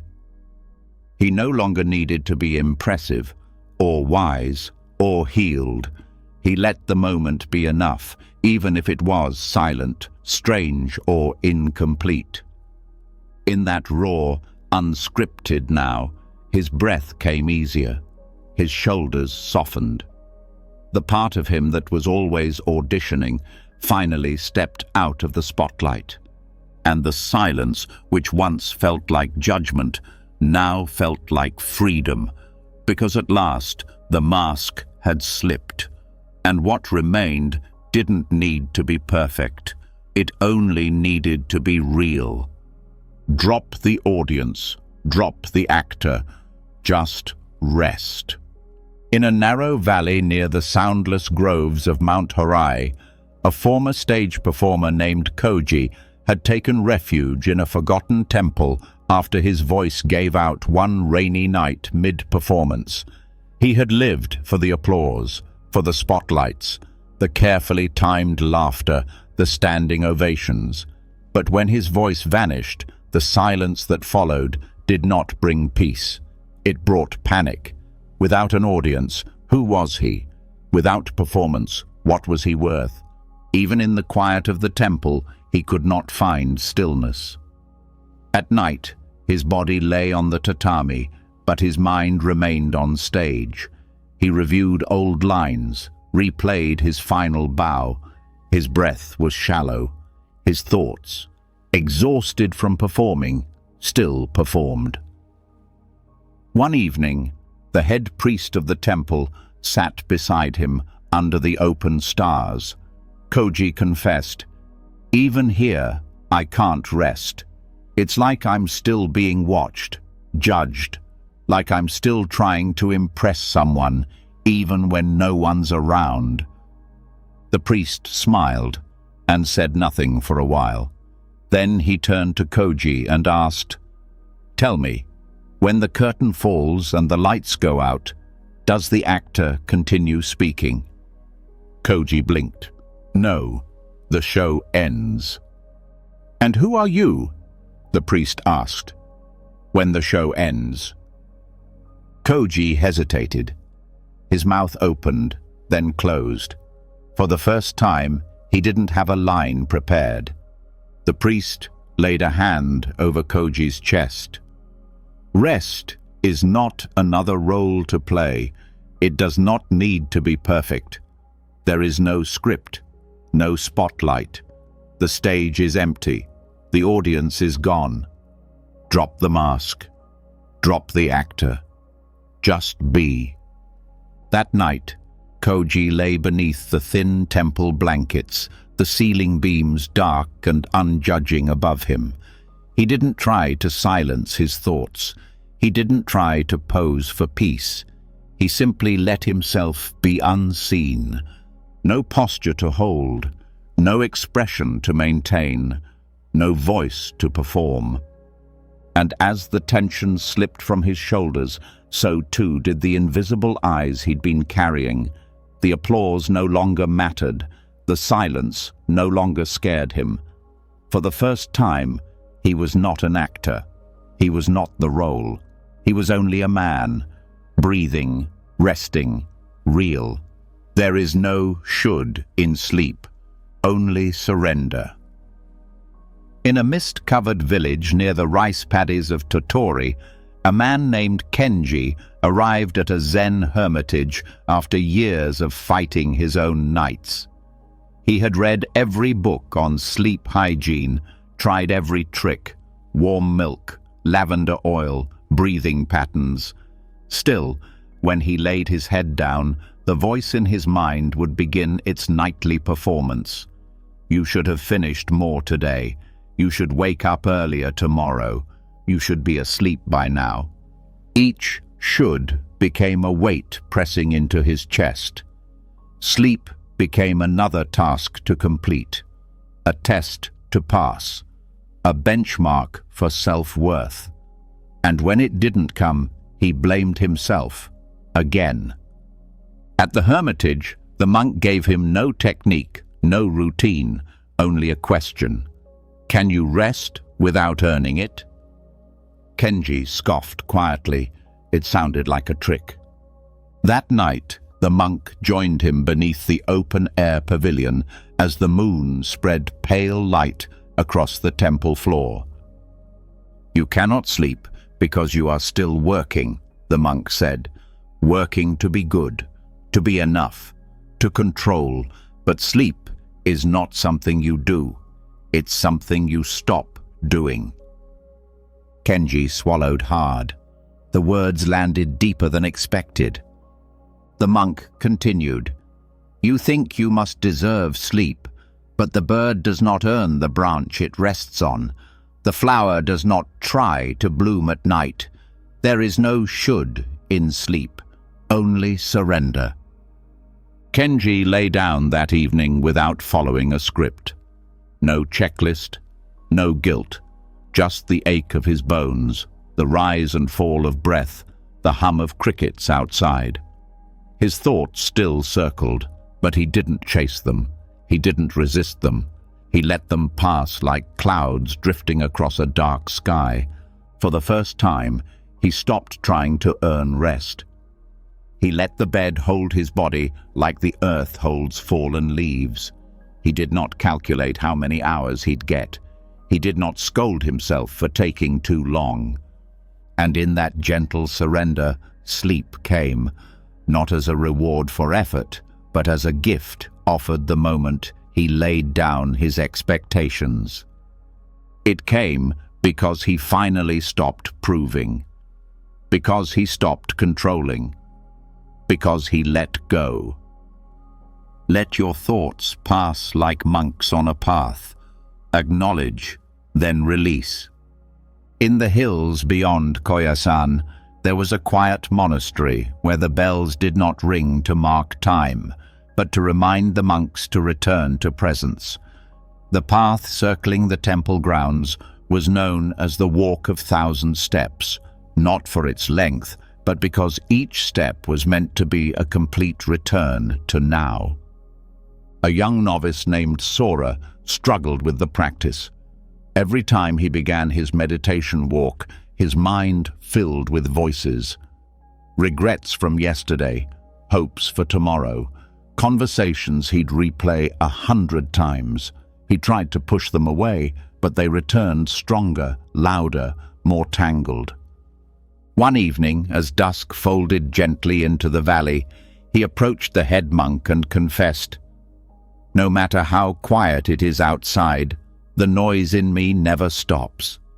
I try to be mindful, but these thoughts keep getting in the way." The old monk smiled as if he'd heard the same story from every generation. Then he said, "Come walk with me."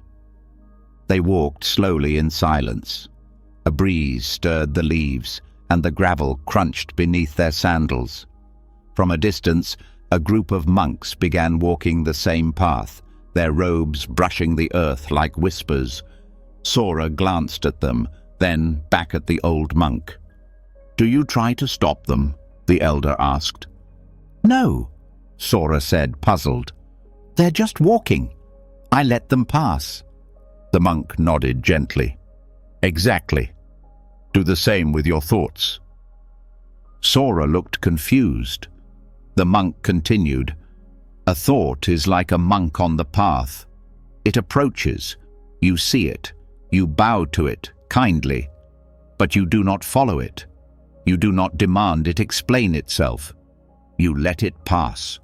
And then the path is clear again." Something inside Sora shifted. He had been fighting thoughts as enemies.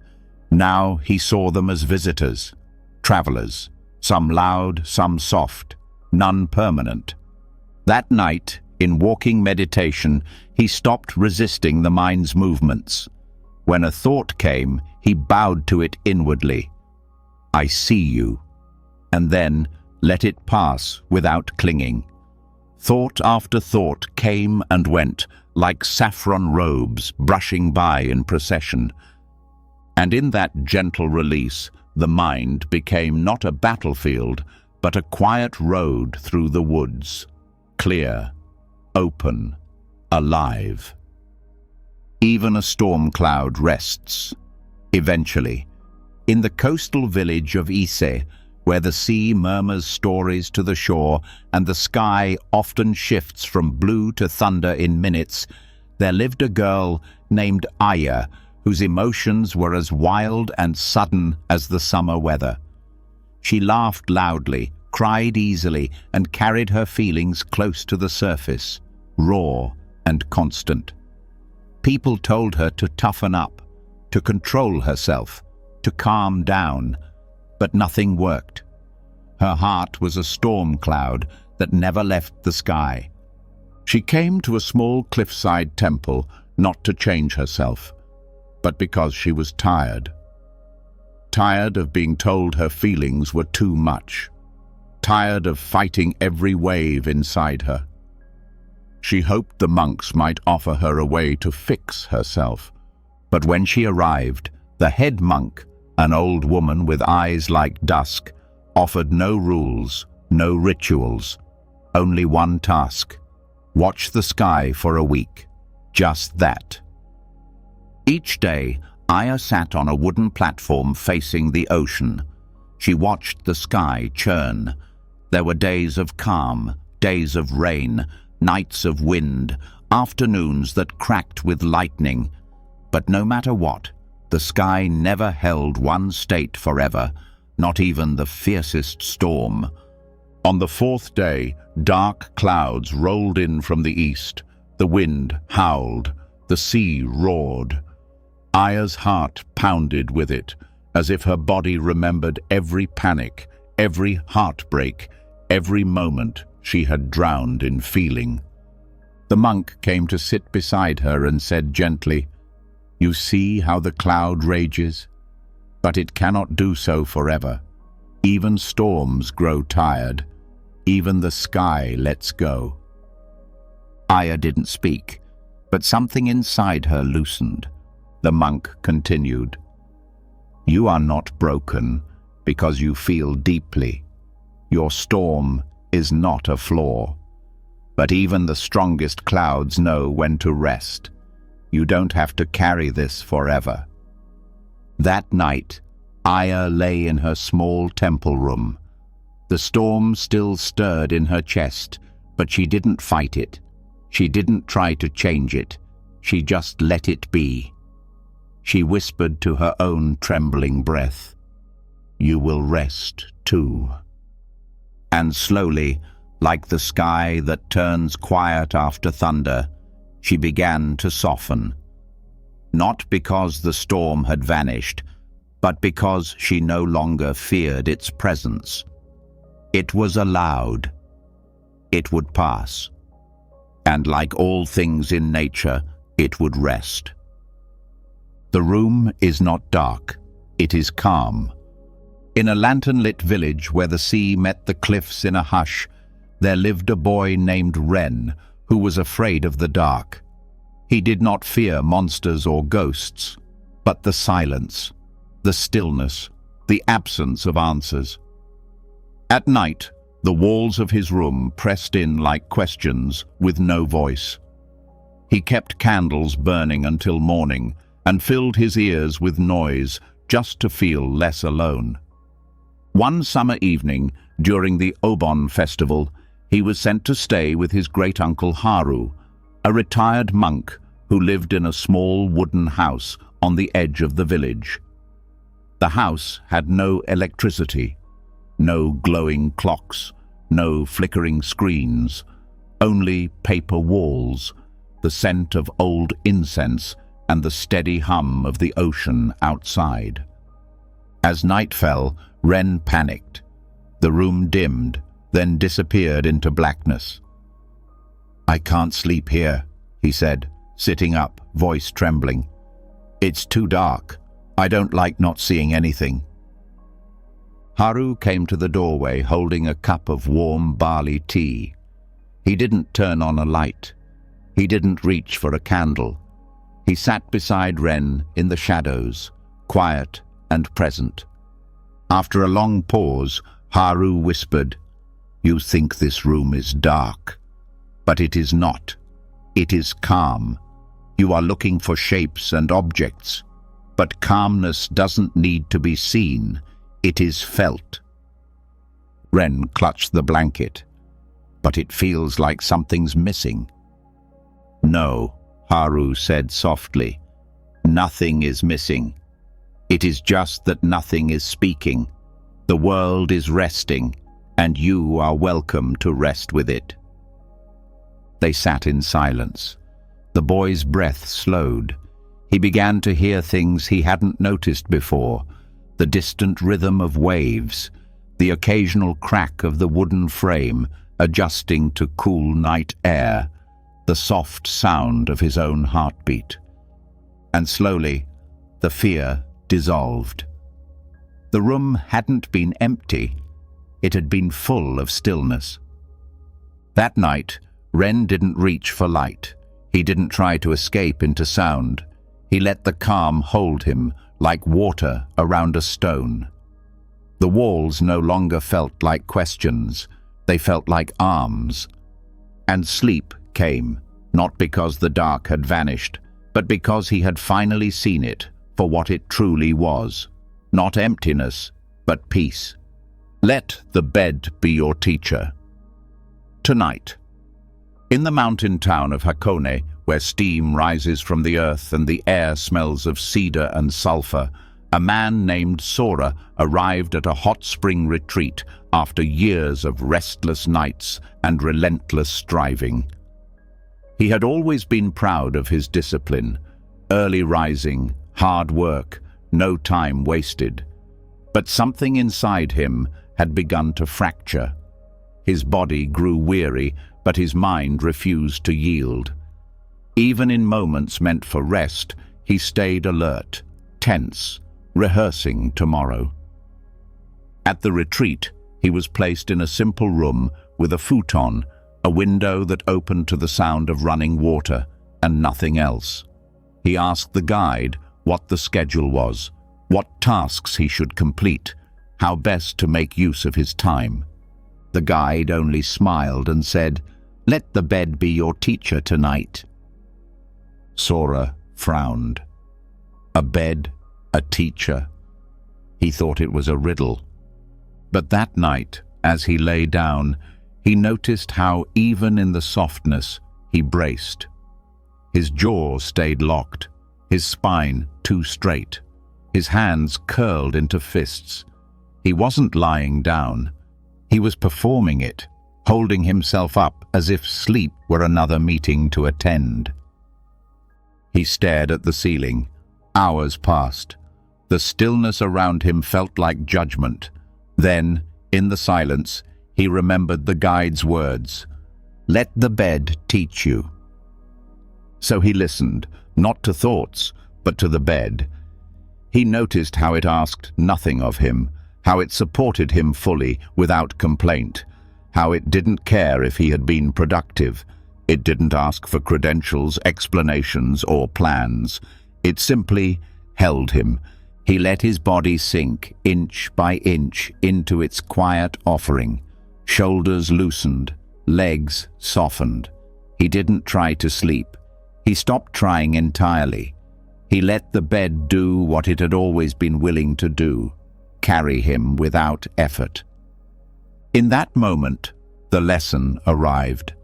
He had spent his life believing rest must be earned, that softness must be justified.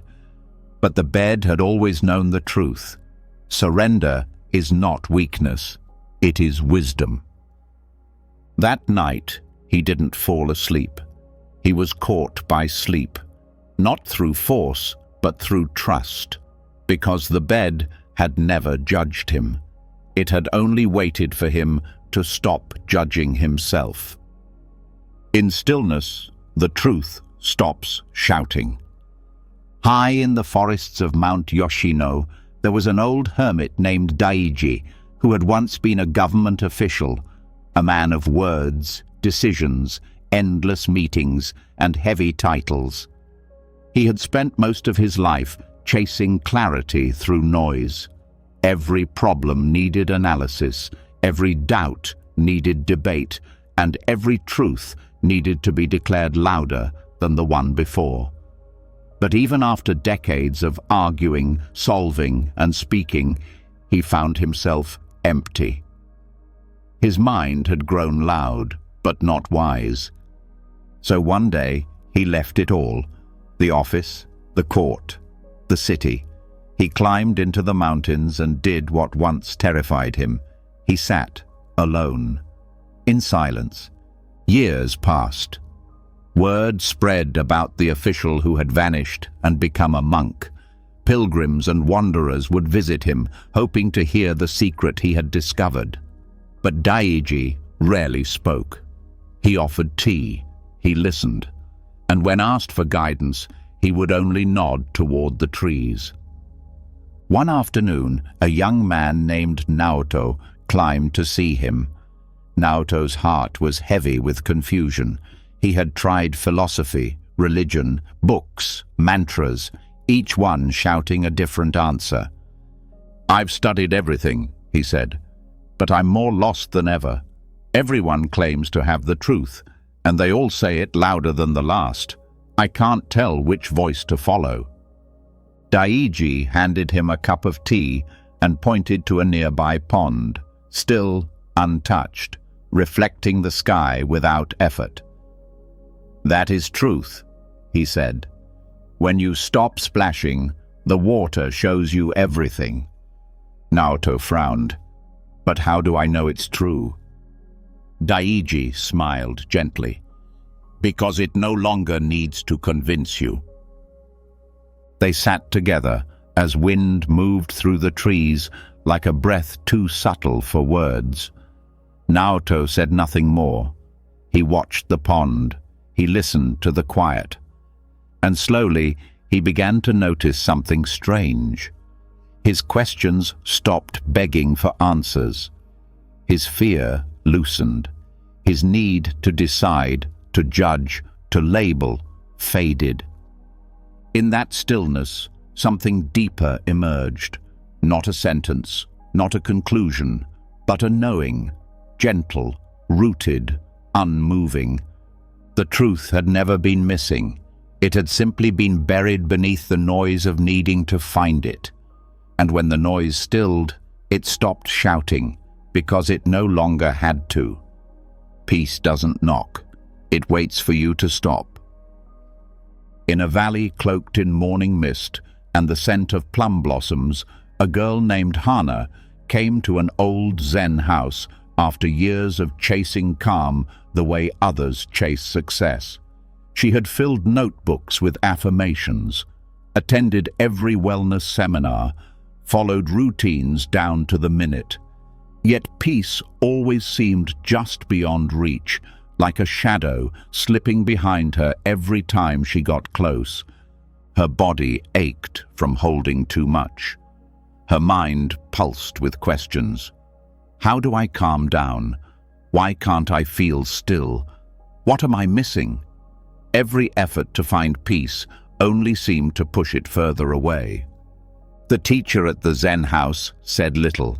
He gave her no mantras, no breathing techniques, only a chair beneath a cherry tree and a sentence carved into wood above her door. Peace doesn't knock. It waits for you to stop. At first, Hana didn't understand. She sat under the tree with perfect posture, eyes closed, waiting for a feeling to arrive. But inside, she still strained, listening, evaluating, asking, searching. The tree swayed, the blossoms fell. She missed it all, caught in the storm of her trying. One evening, frustrated, she cried into her hands. "Why won't it come?" she whispered. The teacher appeared beside her, watching the falling petals. "Peace isn't late," he said. "You are still running." She looked up, confused. "But I've done everything."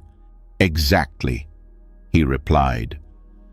Peace comes when there's nothing left to do, when effort stops clawing at the moment, when the seeker gives up and the stillness that's always been here is finally heard. That night, Hana stopped, not out of defeat, but out of quiet exhaustion. She didn't try to breathe correctly. She didn't search for a feeling. She just sat. No goal, no reaching, just being. And something shifted, slowly, gently, like dusk becoming night. The thoughts didn't vanish, but the space between them grew. She didn't have to chase stillness. It had always been seated next to her, waiting for her to notice. In that moment, she understood. Peace doesn't arrive with sound or spectacle. It doesn't break down your door. It doesn't shout over your thoughts. It waits, silently, in the spaces you never thought to pause in. And once you stop, even for a breath, it moves in like an old friend who was never truly gone. The breath knows the way. Follow it. In a silent valley surrounded by cypress and fog, there stood a meditation hut so small it vanished into the hillside when the mist came. Within it lived an old Zen teacher named Aya, a woman who spoke only when silence had already done most of the work. Travelers arrived worn out by the world, burned by urgency, knotted with overthinking, hungry for direction. One such traveler was a man named Daichi. He had tried many paths, ambition, religion, pleasure, knowledge, but each one left him stranded in a different kind of confusion. His thoughts were like a map where every road led to more questions. He arrived with weary feet and a mind too tired to think, yet still unable to stop thinking. "I don't know what to do," he said on his second day. "I don't know who I am. I can't see the path. Every direction feels wrong." Aya did not speak. She simply walked to the center of the hut, knelt down, and struck a small singing bowl. The sound rang out like a ripple in the air, and then dissolved into stillness. Then she looked at Daichi and asked, "Are you breathing?" He blinked. "Yes." She nodded. "Then you are not lost. Not truly. The breath is the compass. When the mind spins, the breath steadies. When the path disappears, the breath remembers it." He frowned. "But it's just breath." Aya smiled. "Just breath. It is the first thing you did when you were born, and it will be the last thing you do before you leave this life. It has never left your side. It carries no judgment, no opinion, no doubt. It always moves forward, quietly, gently. It knows the way, even when you do not." That night, Daichi lay beneath the open beams of the hut, the fire now a dim glow beside him. For the first time in years, he stopped trying to figure things out. He didn't reach for meaning. He didn't chase answers. He placed one hand over his chest and followed his breath. In, out, no rush, no grasping. And in that quiet rhythm, he found something no map had ever offered: presence. A sense that he was not behind, not broken, not late, just here, just breathing, just alive. The path had not appeared. It had always been there, waiting beneath the noise, and the breath, steady and patient, had always been pointing toward it. You are not here to fight sleep. You are here to be held by it. In a small Zen hermitage nestled in the bamboo forests outside Uji, there lived a man named Sho who had grown used to battle. Not with swords or soldiers, but with the quiet. Every night when the world slowed, Sho remained alert, heart racing, breath shallow, caught in a rhythm of resistance. He feared sleep the way a warrior fears vulnerability. To let go felt like surrendering control. He didn't know how to soften. He had learned to conquer deadlines, to push past pain, to override the body's signals in pursuit of progress.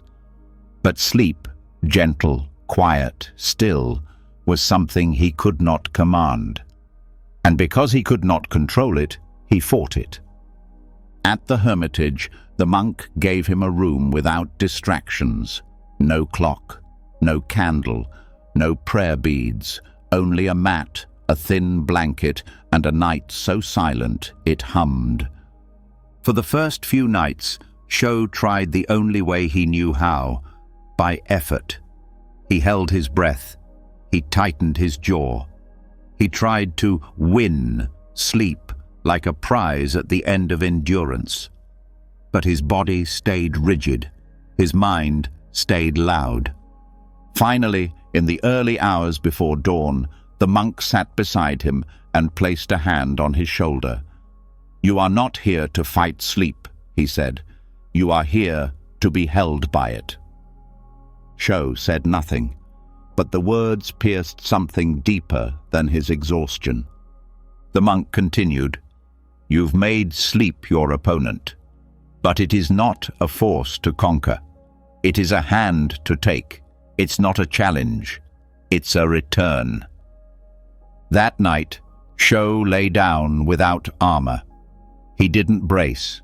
He didn't count seconds or command his thoughts into silence. He gave his weight to the mat beneath him. He let his breath fall into rhythm. He pictured sleep not as a battle to win, but as a river that had been waiting patiently for him to stop struggling. He let it carry him, and as his body softened into the floor, he realized he didn't have to earn rest. He didn't have to be perfect to be worthy of peace. He only had to allow it, not to fall into sleep, but to let sleep rise up and catch him, like a soft current, like open arms, like the night itself whispering, You're safe now. Breathe like the ocean, timeless, gentle, deep. On a secluded shore near the village of Shirahama, there lived a fisherman-turned-Zen teacher named Kaito. He no longer cast nets or read the weather. Instead, he spent his days watching waves roll in and roll out, barefoot in the sand, hands clasped behind his back, as if waiting for nothing and everything at once. His hut was simple, weather-worn, facing the sea. People came to him carrying invisible weights, memories they couldn't release, anxiety that stole their sleep, anger that burned under their skin. They asked how to let go, how to stop suffering, how to quiet the storms inside their heads. Kaito gave no sermons. He simply said, "Sit with the sea." A young woman named Mika arrived one day, cheeks hollowed by worry, her breath caught in her throat like something she didn't trust herself to fully exhale. "I can't sleep," she told him. "My chest feels tight. My mind won't stop crashing into itself. I feel like I'm drowning, but no one can see it." Kaito led her to the water's edge. The tide was coming in slowly, each wave arriving with no hurry, no need to prove anything. He pointed to the horizon. The ocean does not ask permission to move. It does not explain itself. It simply breathes, timeless, gentle, deep. She watched the waves rise and fall. He spoke again.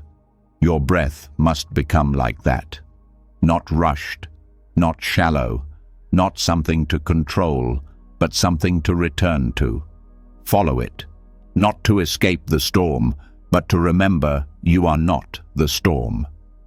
He asked her to breathe with the waves, in as they rose, out as they fell, again and again, until her thoughts slowed to the rhythm of water, until the knots in her body began to loosen, until her breath was no longer an effort, it was a lullaby.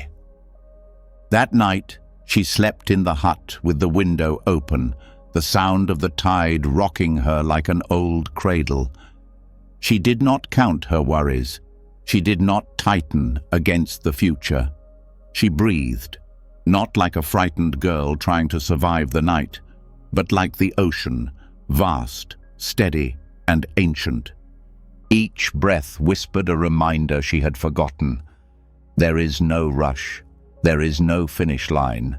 There is only this moment, and the waves that will always return. Sleep is not a task. It is the return. In a quiet village hidden between the terraced hills of Gifu, there lived a young man named Takumi who treated sleep the way he treated everything else in his life, like a goal. He was a planner, a list maker, someone who believed every hour should be productive. Even his rest was scheduled, optimized, and measured. He wore a sleep tracker on his wrist and read articles about the science of REM cycles. But despite all his efforts, he couldn't find peace. The more he chased rest, the more it slipped away. He came to a Zen retreat, not because he believed in stillness, but because he had run out of techniques. There, the abbot gave him only one instruction: sleep as if you are returning home, not completing a task. Takumi was confused. But how can I improve sleep without doing something? The abbot smiled. That's the illness, he said. You treat sleep like work, like a finish line. But sleep is not the reward for effort. It is the place where effort ends. You do not do sleep. You fall into it when you stop doing everything else. That night, Takumi lay down as he always did, counting hours, adjusting posture, evaluating every moment. His mind raced with thoughts like deadlines. Sleep now, or tomorrow will be ruined. You must get 7 hours. Breathe slower. Clear your thoughts. But halfway through the night, something in him surrendered, not because he gave up, but because something deeper remembered. He looked at the ceiling, the soft shadows cast by the moonlight outside, and thought of the word return. Return to what? Return to the body that had carried him all day without complaint. Return to the breath that had asked for nothing. Return to the child he once was, who fell asleep in his mother's arms with no preparation, no checklist, no need to deserve it. He let his arms go heavy. He let his back sink. He let the bed become ground, sky, and silence. In that moment, sleep didn't feel like a goal. It felt like a homecoming, not to a place, but to himself. To the self that didn't need fixing, didn't need perfect rest, just a return to presence where nothing was missing, where even stillness said, "Welcome back. Let the moment soften your edges." In a quiet garden near the base of Mount Kurama, there lived a retired swordsmith named Riku, a man once known across the country for forging blades so precise they were said to cut thought itself. His hands, once rigid with fire and force, now spent their days tending moss, watering roots, and pruning trees that needed more patience than precision. Many came to him not for swords, but for peace. They believed that someone who had shaped steel into beauty might know how to shape a fractured life into something still and whole. One day, a young man named Sota arrived. He was all sharp corners, rigid posture, words that came quickly, like arrows fired before thought. His ambition had made him successful. His discipline had made him respected. But now, that same sharpness had turned inward. He couldn't relax, couldn't love, couldn't breathe without cutting himself on his own expectations. "I feel like I'm always bracing," Sota admitted, "as if life will punish me if I let go even for a moment. I'm tired of being this hard all the time." Riku led him to a bench near the old plum tree, just as the wind picked up, carrying a few pink petals into the air. One brushed against Sota's shoulder before tumbling to the grass. "You see that?" Riku said. "That petal wasn't carved. It wasn't planned. The moment placed it there, and then took it away. Nothing broke, nothing resisted. It just was." Sota said nothing. His jaw remained tight. Riku continued, "You were taught to be sharp, but sharpness doesn't protect you from life. It separates you from it. The moment does not need your edge. It needs your presence." He leaned closer and whispered, "Let this moment soften you. You don't need to defend yourself from now. Now is not the enemy." Sota felt something shift, not like a wall falling, but like a breath finally released. For the first time, he allowed his shoulders to lower, his hands to unclench, his mind to stop rehearsing. They sat without speaking, and the wind moved again, this time softer, wrapping around them like silk. No need to plan, no need to resist, no need to shape the moment into something perfect, because the moment, when truly received, doesn't demand anything. It only asks that you stop fighting it. And in doing so, it smooths the sharp edges you thought were your strength, but were only your armor. You are not your urgency.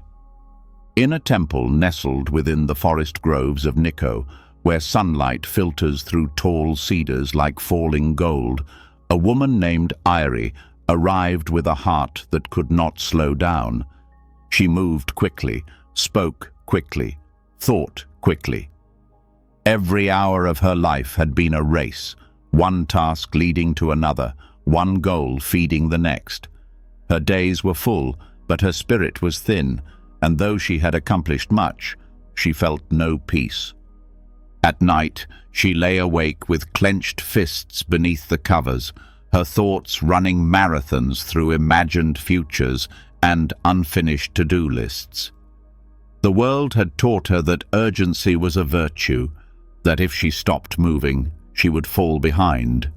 But she didn't know where she was going, only that she was going too fast to stop.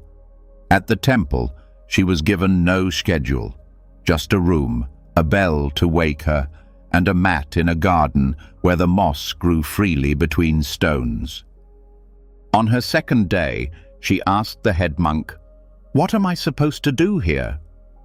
He looked at her and gently said, "Nothing is chasing you here. Only your mind is." She looked down, her breath caught in her chest. The monk continued, "Urgency is not your nature. It's a habit the world gave you. You are not your speed. You are not your calendar. You are not the clock inside your chest. You are the one who watches all that, the one who breathes beneath it." That evening, Irie sat in the garden alone.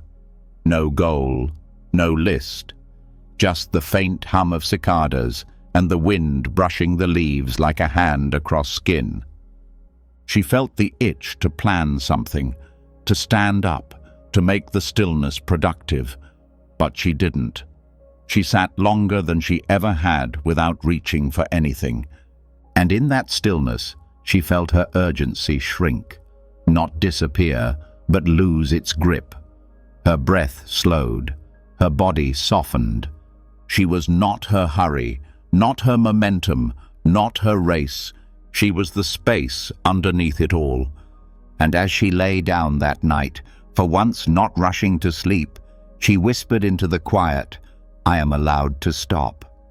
And sleep came, not like a finish line, but like a soft truth returning home. What you didn't finish today can dissolve now. In a humble inn nestled between the tea fields of Uji, where the air smells of earth and roasted leaves, a boy named Ren stayed the night on his journey to meet a teacher he admired. He had spent the last few years trying to become someone his family could be proud of, always moving, always improving, always measuring himself against unfinished tasks. His bag was full of scribbled plans and half-written letters. His head was heavier still, stuffed with the weight of all he didn't get to today. He lay in his futon, staring at the ceiling, heart anxious over small failures, the unread message, the errand left undone, the moment he didn't speak up. He believed rest came after everything was complete, but nothing ever felt complete. The innkeeper was a retired monk with soft eyes and a voice like folded silk.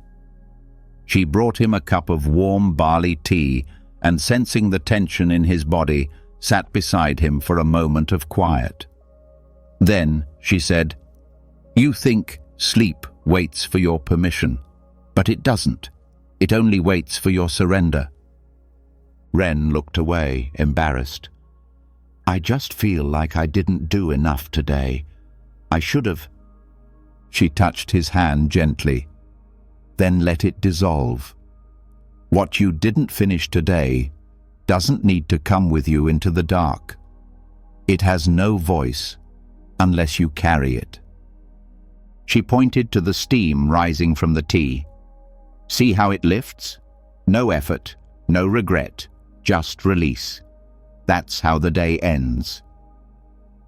He said nothing, but the words sank in deeper than his bones. Later that night, Ren lay back down. The unfinished things still whispered, but softer now, like distant echoes fading into the hills. He pictured them melting, like snow under sunlight, one by one. The message could wait. The task could sleep. His worth was not held in what remained undone. And in that letting go, something opened. A door not to dreams, but to stillness. Because the day had done what it could, and now it was night's turn. Not to finish, but to forgive. Tonight is not about becoming. It's about being. In a gentle valley outside the town of Kurashiki, where the fireflies drift like slow thoughts over the river reeds, a young monk named Haruto struggled with an invisible pressure, one not placed on him by others, but by himself.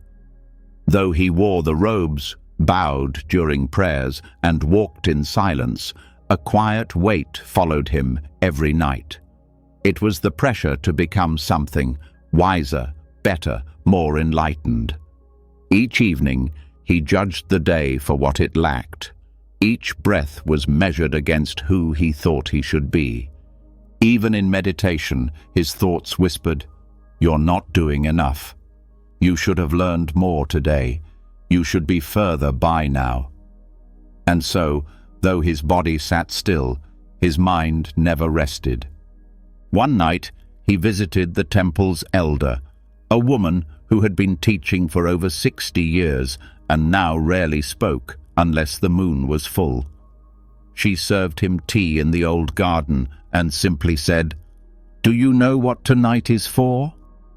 Haruto searched for meaning. For reflection? For correction? She shook her head, smiling softly. "Tonight is not for becoming, it's for being." He furrowed his brow. "But if I don't improve, I waste the time." She placed her teacup down with a quiet click. Becoming is a task. Being is a truth. You are not a project to fix. You are a presence to feel. That night, he returned to his mat. He didn't recite mantras. He didn't review his day. He didn't set intentions for the morning. He simply lay down. No striving, no becoming. He let the moment hold him as he was, not polished, not enlightened, not finished, just breathing, just present.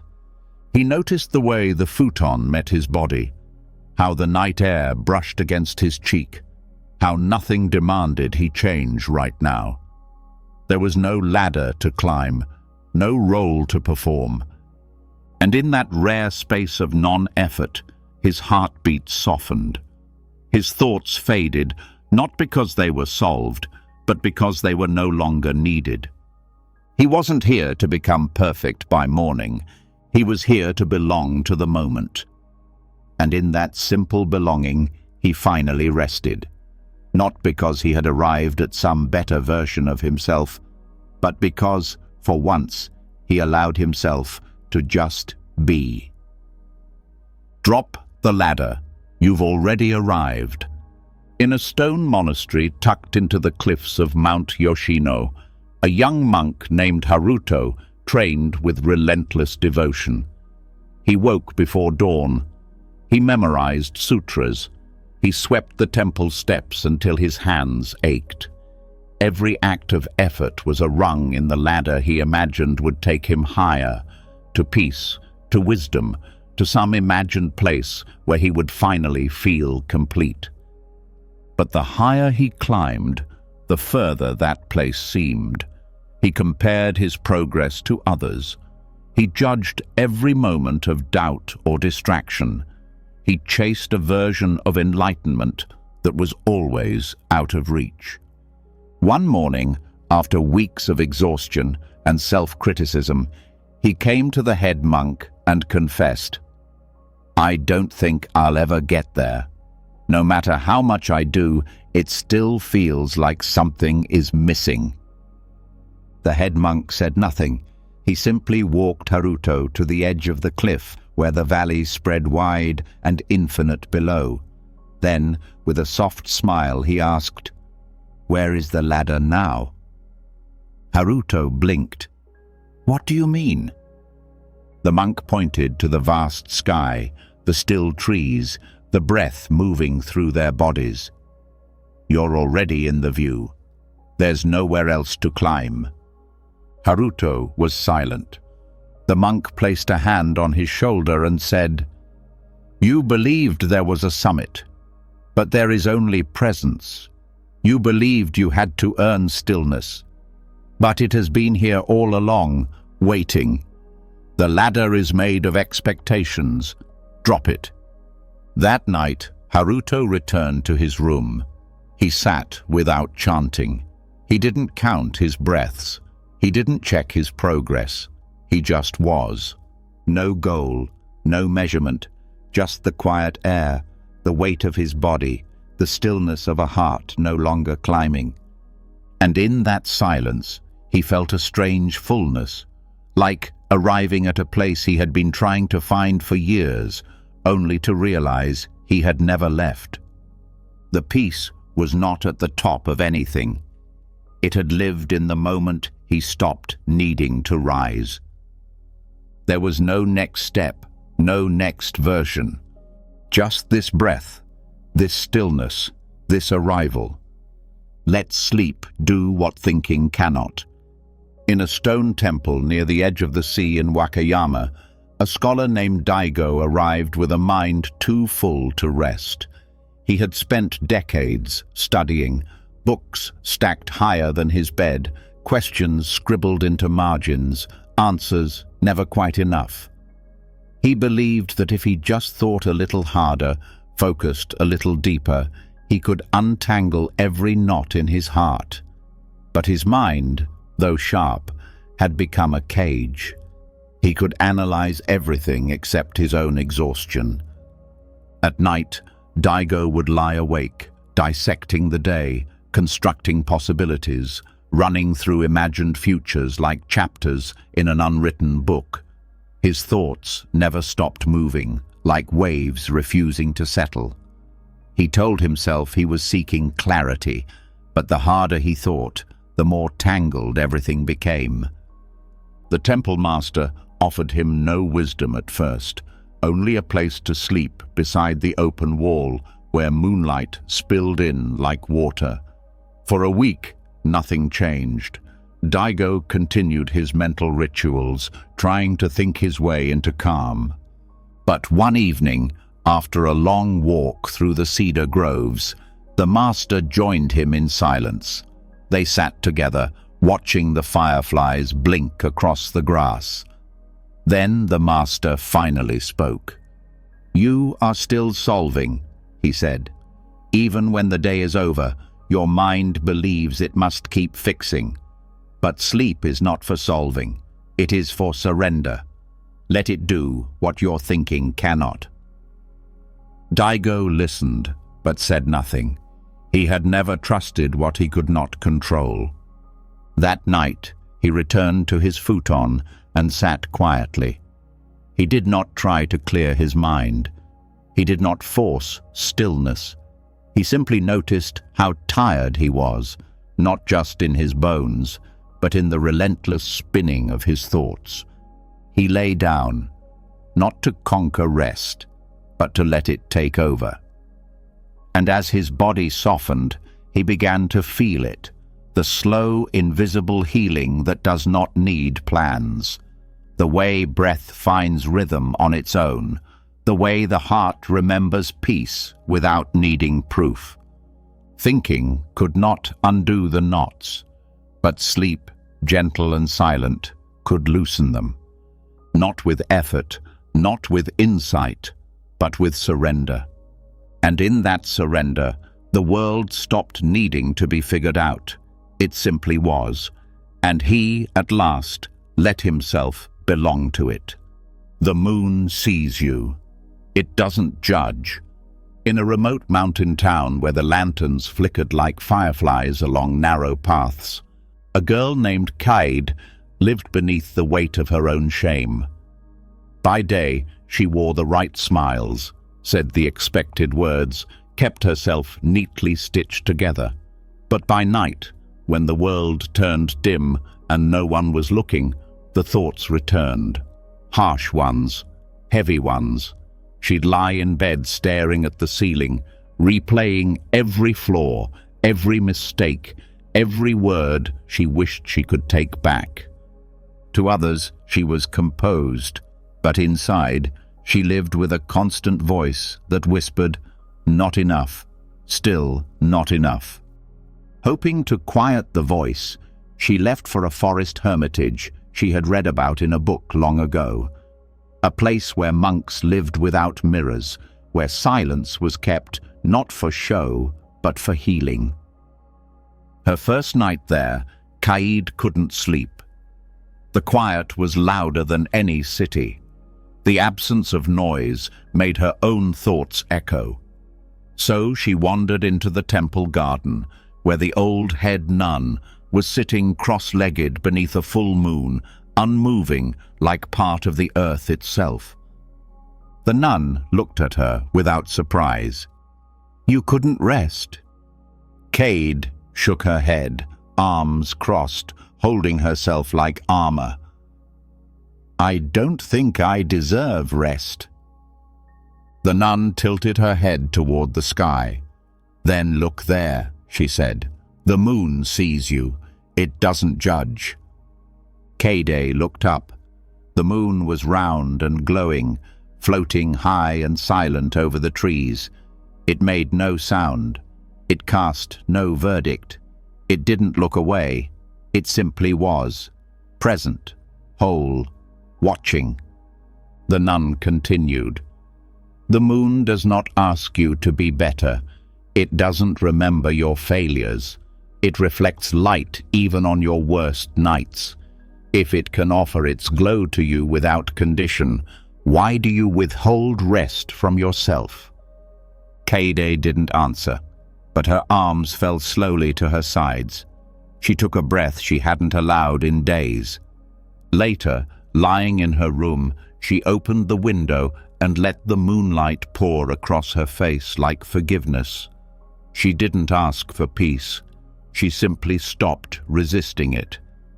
And in that pale, gentle light, she felt something shift, not because the voice had vanished, but because she had found something quieter, kinder, older than her judgment.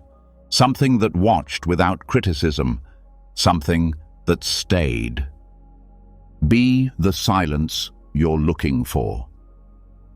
In a windswept village near Mount Aso, there was a girl named Nami who carried noise in her bones. Not the kind that others could hear, but the kind that hummed constantly inside her. Worries, doubts, memories, comparisons. She searched for silence the way some people search for love, desperately, endlessly. She bought noise-cancelling headphones, practiced guided meditations, escaped into forests. But no matter how quiet the world became, her mind stayed loud. She arrived at a temple built halfway into the mountain, where the wind carved songs into stone. She told the head monk, "I just want silence, real silence. I want the noise to stop." The monk didn't reply with instructions or proverbs. He led her to a hollow chamber in the heart of the mountain, where sound vanished completely. No echo, no birds, just breath and heartbeat. A place where even the wind refused to speak. Nami sat in the silence, thinking it would be relief. But within minutes, her thoughts surged louder than ever. The quiet outside made the inside unbearable. Her regrets returned. Her failures screamed. Her mind rushed to fill the stillness with something, anything. She ran out of the chamber, frustrated. "It's worse," she said to the monk. "It's even louder in there." The monk looked at her gently and said, "Because you entered the silence as a guest, but you brought noise with you. You want silence to surround you, but have not yet let it grow inside you. You are looking for something you haven't allowed yourself to become."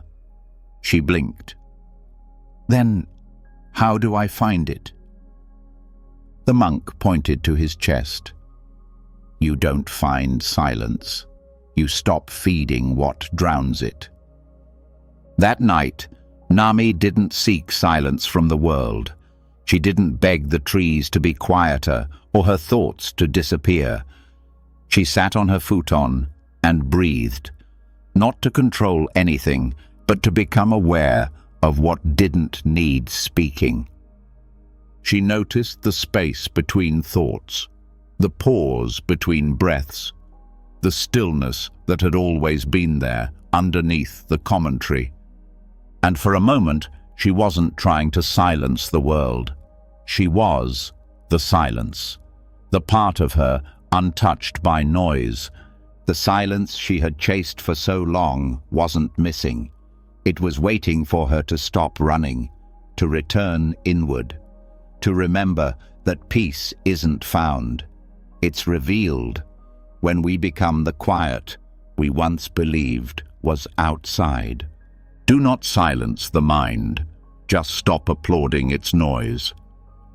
In the quiet hills near Takachiho Gorge, where waterfalls murmur ancient songs and the stones seem to breathe with stillness, a restless man named Daigo came to the monastery in search of peace. He had spent most of his life inside his head, overthinking, analyzing, building and tearing down castles of thought, only to rebuild them again. He could not stop the noise. Every time he sat down to meditate, his mind would launch into stories, arguments, lists, memories, imaginary futures. He believed peace meant silencing those thoughts, so he fought them. He gritted his teeth and tried to empty his mind. But the harder he tried, the louder the thoughts became. The more he pushed them away, the more they pressed in. One day, the head monk handed him a bell and told him to sit in the garden. "Ring it every time you catch yourself lost in thought," the monk said. Within minutes, the bell rang again and again. Daigo grew frustrated. "I can't stop thinking," he shouted. The monk only smiled and replied, "You're not supposed to. You're just supposed to stop clapping for the performance." Daigo blinked. "What do you mean?" The monk sat beside him and pointed toward the sky, where a bird flew overhead, unnoticed until that moment. "Thoughts are like birds. They pass. But you've been chasing them with binoculars, drawing paintings of them, writing stories about every flap of their wings. That's not thinking. That's obsession. Stop following. Stop applauding." That night, Daigo sat again. The thoughts came as they always did, but instead of fighting, he watched. A worry passed through. He didn't follow. A memory stirred. He didn't dwell. He stopped giving them a stage. And in that quiet refusal to react, something softened. The thoughts kept appearing, but they no longer ruled the room. They no longer controlled the air. He was no longer their audience. For the first time, he realized that peace isn't the absence of thought. It's the absence of drama. Not every thought is truth. Not every noise deserves attention. And the moment he stopped clapping, the mind stopped performing. What remained was not silence forced, but silence revealed. The kind that doesn't beg to be noticed, but simply waits to be felt. You are not your effort. You are the space between it. In a weathered Zen temple tucked into the cliffs of Toyama Bay, a man named Kento arrived with the posture of someone always carrying something invisible. He had spent his life achieving degrees, promotions, praise. But no matter how much he accomplished, there was always a next thing, always a rest he hadn't earned.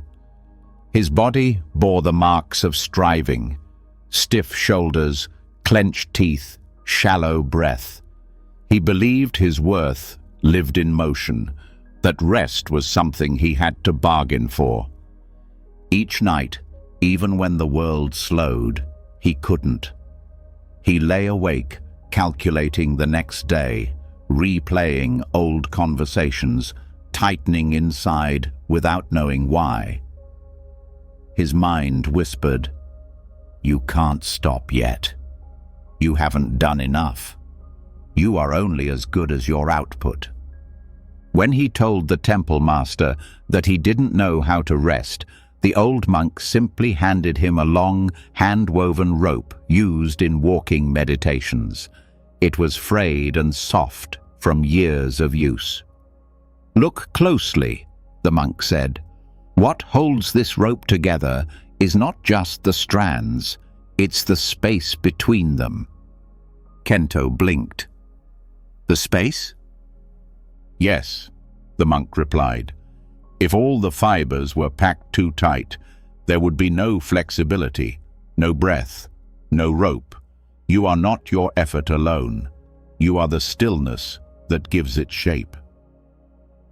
That night, Kento didn't force himself into sleep. He didn't rehearse success or fix what had not gone right. He lay on the futon and placed one hand on his chest, one on his belly, and listened. Not for thoughts, but for the quiet between them. He began to notice the rhythm that had always been there. The pauses, the in-between.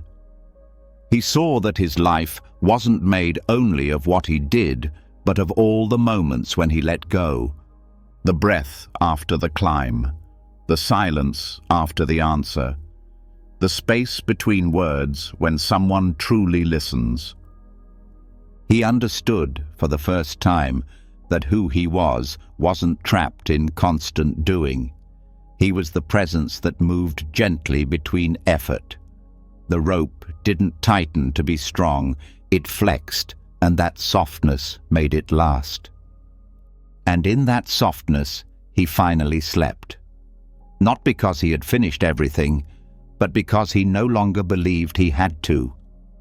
He belonged not to the pushing, but to the space that allowed him to stop. The inhale welcomes you. The exhale releases what you're not.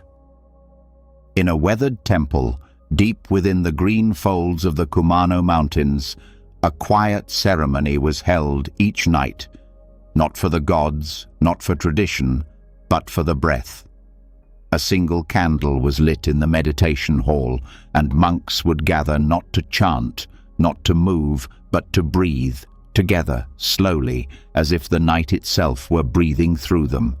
A young woman named Emmy had come to the temple with a mind full of tangled beliefs. She didn't know who she was anymore. Her days were shaped by others' expectations. She had worn so many faces that she no longer trusted her own reflection. Even in stillness, she clung to identities. The daughter who should have done better, the student who should have achieved more, the friend who should have been stronger. The abbot gave her no teachings, only this: sit with your breath and let it tell you the truth. At first, it felt like nothing, just air, just motion. Her thoughts kept circling like birds looking for a place to land. But each evening, she returned. She watched her inhale come in like a gentle hand, saying, "You're safe here." And with each exhale, something dropped, a tension in her jaw, a judgment, a memory she didn't need to hold anymore. The abbot noticed her softening and said one night, "The breath is not just oxygen, it's memory, it's invitation. Every inhale welcomes you back to the home beneath your name. Every exhale lets go of what you thought you had to be." Emmy didn't answer. She just closed her eyes and followed the breath. She began to feel the difference. The inhale didn't ask her to try. It simply arrived like an old friend at the door, saying, "You're still here." The exhale didn't demand she fix anything. It whispered, "You don't need that anymore." For the first time, she realized that identity could be soft. That maybe she wasn't the stories. She was the space they passed through, the quiet between thoughts, the rhythm beneath words. She didn't need to decide who she was tonight. She only needed to breathe. The inhale welcomed her back to herself. The exhale cleared the dust of who she wasn't. And in that space between, she began to feel whole again. Not because she built something, but because she let everything else fall away. Nothing grows in clenched soil. Soften. In a hillside monastery overlooking the terraced fields of Nagano, an elderly woman named Sachiko came to seek something she couldn't quite name. Her life had been one of survival, raising children alone, working long hours, doing what needed to be done. She had learned to brace herself against pain, to tighten her heart like a fist, to push through days with quiet strength. People called her resilient, dependable, unshakable. But at night, when no one needed her, the quiet felt like pressure. Her chest stayed tight, her hands curled even in sleep.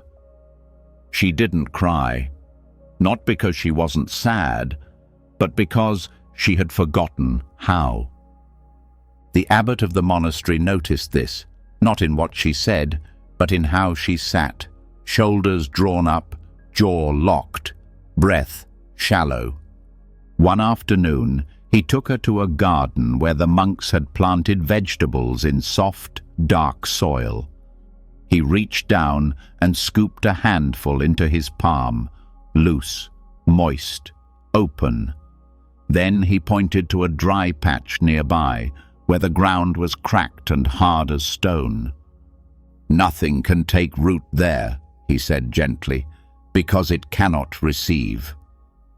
Sachiko looked away. Her eyes welled, but she blinked the tears back. The abbot placed the soil in her hand. "You have been strong," he said, "but strength is not the absence of softness. True growth needs space. Water needs somewhere to go. Life blooms in loosened ground." That night, Sachiko lay on her futon and didn't try to be brave. She didn't hold her body up or brace for grief. She let her muscles sink. She let her breath widen. She didn't resist the ache that rose up. She softened to it. And in that softness, something shifted. Not loudly, not suddenly, but like spring thawing frozen earth. She saw that her pain didn't need to be banished. It needed to be met with tenderness. That she wasn't weak for loosening her grip. She was finally ready to be touched by life again. Just as seeds will not open in soil that refuses to yield, the heart cannot heal when it stays clenched. And that night, as her body softened into the bedding, so did her sorrow.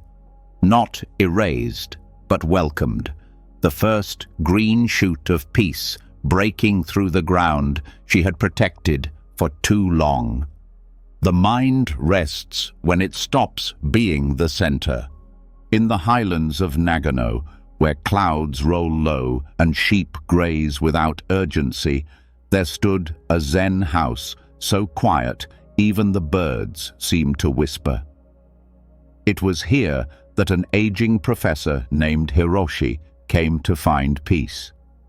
For decades, his life had been led by the mind. Logic, theories, analysis, precision. He was known for solving impossible problems, admired for his intellect. But now, in the quiet of retirement, with no one left to impress, his thoughts had become loud in a different way. There were no more academic battles, but his mind still fought against stillness, against aging, against the echo of unspoken fears. At night, he'd lie awake building invisible arguments in his head, solutions to problems no one had asked him to solve. He didn't know how to turn it off. When he arrived, the head monk greeted him with tea and a gentle smile. "You've carried your mind at the front of the parade for too long," he said. "Let it walk quietly at the back now." Hiroshi raised an eyebrow. "But how does the mind find peace, if not by understanding?" The monk replied, "It finds peace when it no longer needs to be the one in charge." That evening, Hiroshi was given a place to sit near the koi pond. He was told to do nothing. No counting, no focusing, no solving, just to notice. The wind through reeds, the soft splash of fish, the warmth of his own breath. At first, the mind resisted. It fidgeted. It narrated. It reminded him he wasn't doing anything. But slowly, something shifted. He began to notice the pond, not with thought, but with presence. He saw that the water didn't need a theory to ripple. The sky didn't need a reason to turn gold. The birds didn't ask for definitions to sing. And the longer he sat, the quieter the mind became, not because it had been silenced, but because it had stepped aside. For the first time, Hiroshi felt what it was like to not be the thinker, but the witness. To feel life without dissecting it. To belong without controlling it. The mind, once a stage with spotlights and noise, now rested like an extra guest at a table it didn't need to lead. And in that stillness, he felt peace, not as an idea, but as a presence that had been there all along, patiently waiting for the mind to bow. Sleep isn't far. It's just beneath the next breath. In a small temple near the whispering pines of Miyama, where the roads are made of stone and the stars hang low and close, a boy named Ren arrived after months of sleepless nights. He was only 16, but his eyes looked older, tired from worry, heavy with thoughts that circled endlessly. He said he felt like sleep was a faraway country he could no longer reach. Each time he got close, something pulled him back. "I try so hard to fall asleep," he confessed to the temple master, "but it feels like chasing something that runs faster than me." The master nodded, then said nothing. Instead, he walked Ren to the edge of a koi pond. The surface was glassy, still. The moonlight shimmered gently across the water. He pointed to a single ripple near the center. "Where did that come from?" he asked. "A fish, maybe," Ren guessed. "Exactly, but you didn't see it leap. You only saw what followed." Ren looked puzzled. The master turned to him and said, "Sleep is the ripple that follows a soft breath. You don't need to reach for it. You just need to stop thrashing the water." That night, Ren lay on his futon and did something he hadn't done in weeks. He stopped trying. He didn't chase sleep like a solution. He didn't fix his posture or count his breaths like a score. He simply noticed the inhale, the exhale, one breath, then the next. He imagined each breath softening the space around him like a blanket folding over his thoughts. He stopped measuring how close sleep was and began to feel how near stillness already lived inside him. The thoughts still came, but between them, a quiet space opened, wide enough for rest to slip in unnoticed. And somewhere between one breath and the next, he crossed the threshold.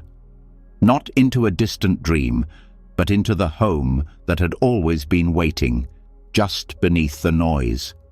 Sleep had never been far.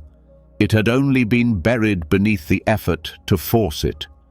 And now, without reaching, without planning, Ren let himself be carried, not by thinking, but by breath. One gentle inhale, one quiet surrender, and the ripple finally settled. You do not need fixing, you need rest. In the quiet fields near the base of Mount Aso, where the wind moves like a lullaby through tall grass, a young woman named Nao arrived at a weathered Zen retreat, carrying a notebook filled with self-help plans, affirmations, checklists, and strategies. She had spent years trying to repair herself, attending workshops, reading books, setting goals, tracking her flaws like a doctor diagnoses a chronic illness.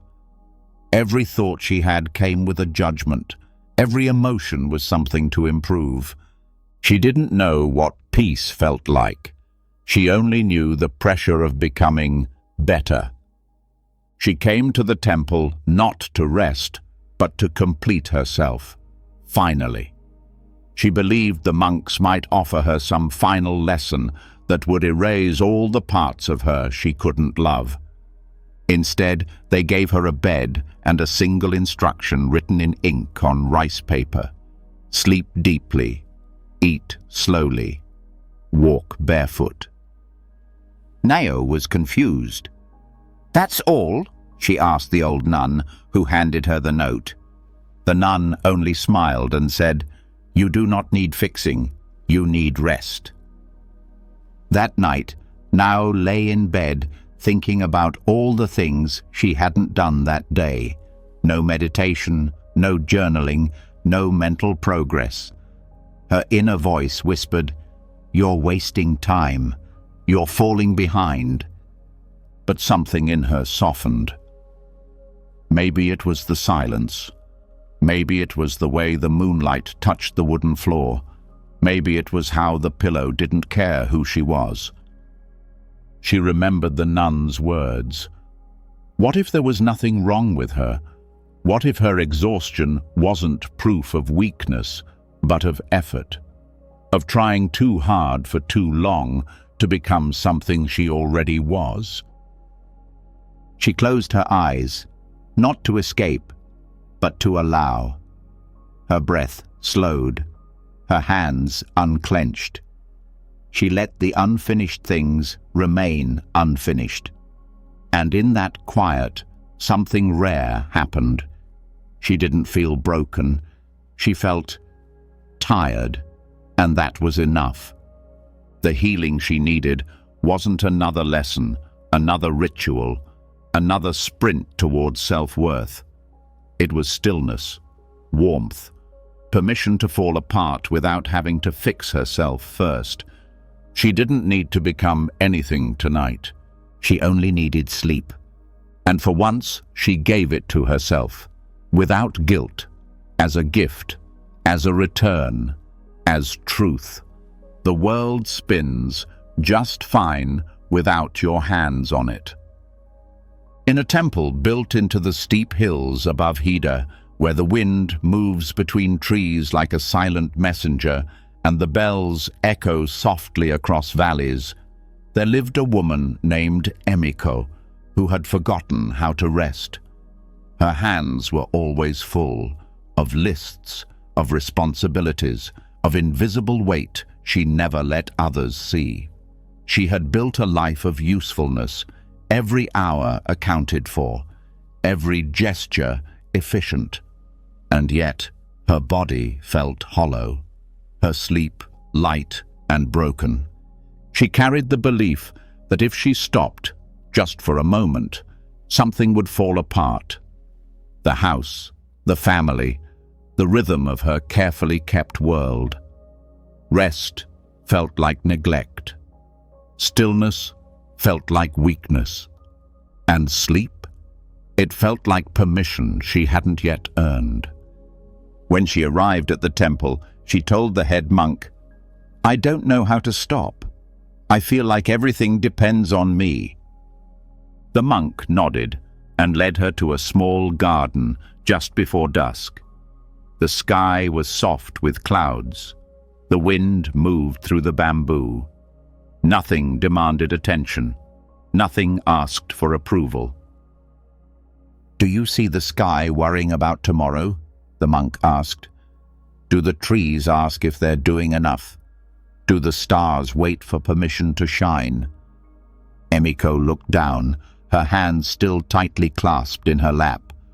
The monk continued, "The world spins just fine without your hands on it. Life does not need your grip to continue, but you need your release to continue." That night, for the first time in years, Emiko lay in bed and didn't try to plan the next day. She didn't rehearse conversations. She didn't check the clock. She let go. She let the dishes remain unwashed. Let the questions remain unanswered. Let the world be the world without her hands shaping, holding, fixing. And something inside her softened. She realized she had been trying to carry time, carry people, carry outcomes. But time moved anyway. People breathed without her. The sky didn't fall. She wasn't abandoning anything. She was finally returning to herself. Sleep came not because everything was done, but because she allowed everything to be undone for one night.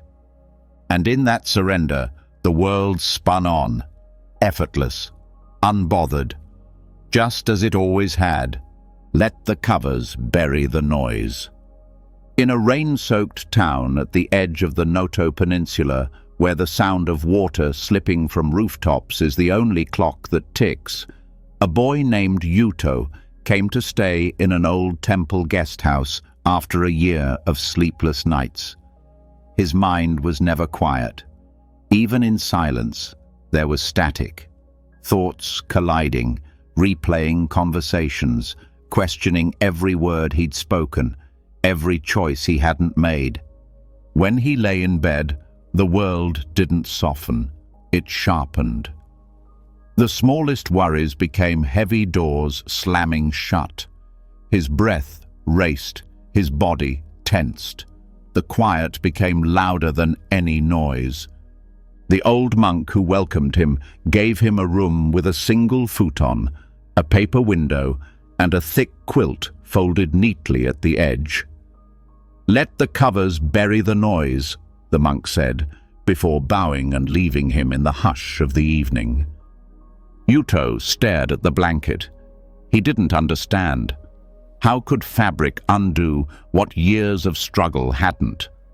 But when the wind outside brushed gently against the wall and the scent of cedar filled the air, he decided not to resist. He unfolded the blanket and let it fall over him like a slow snowfall. And something strange happened.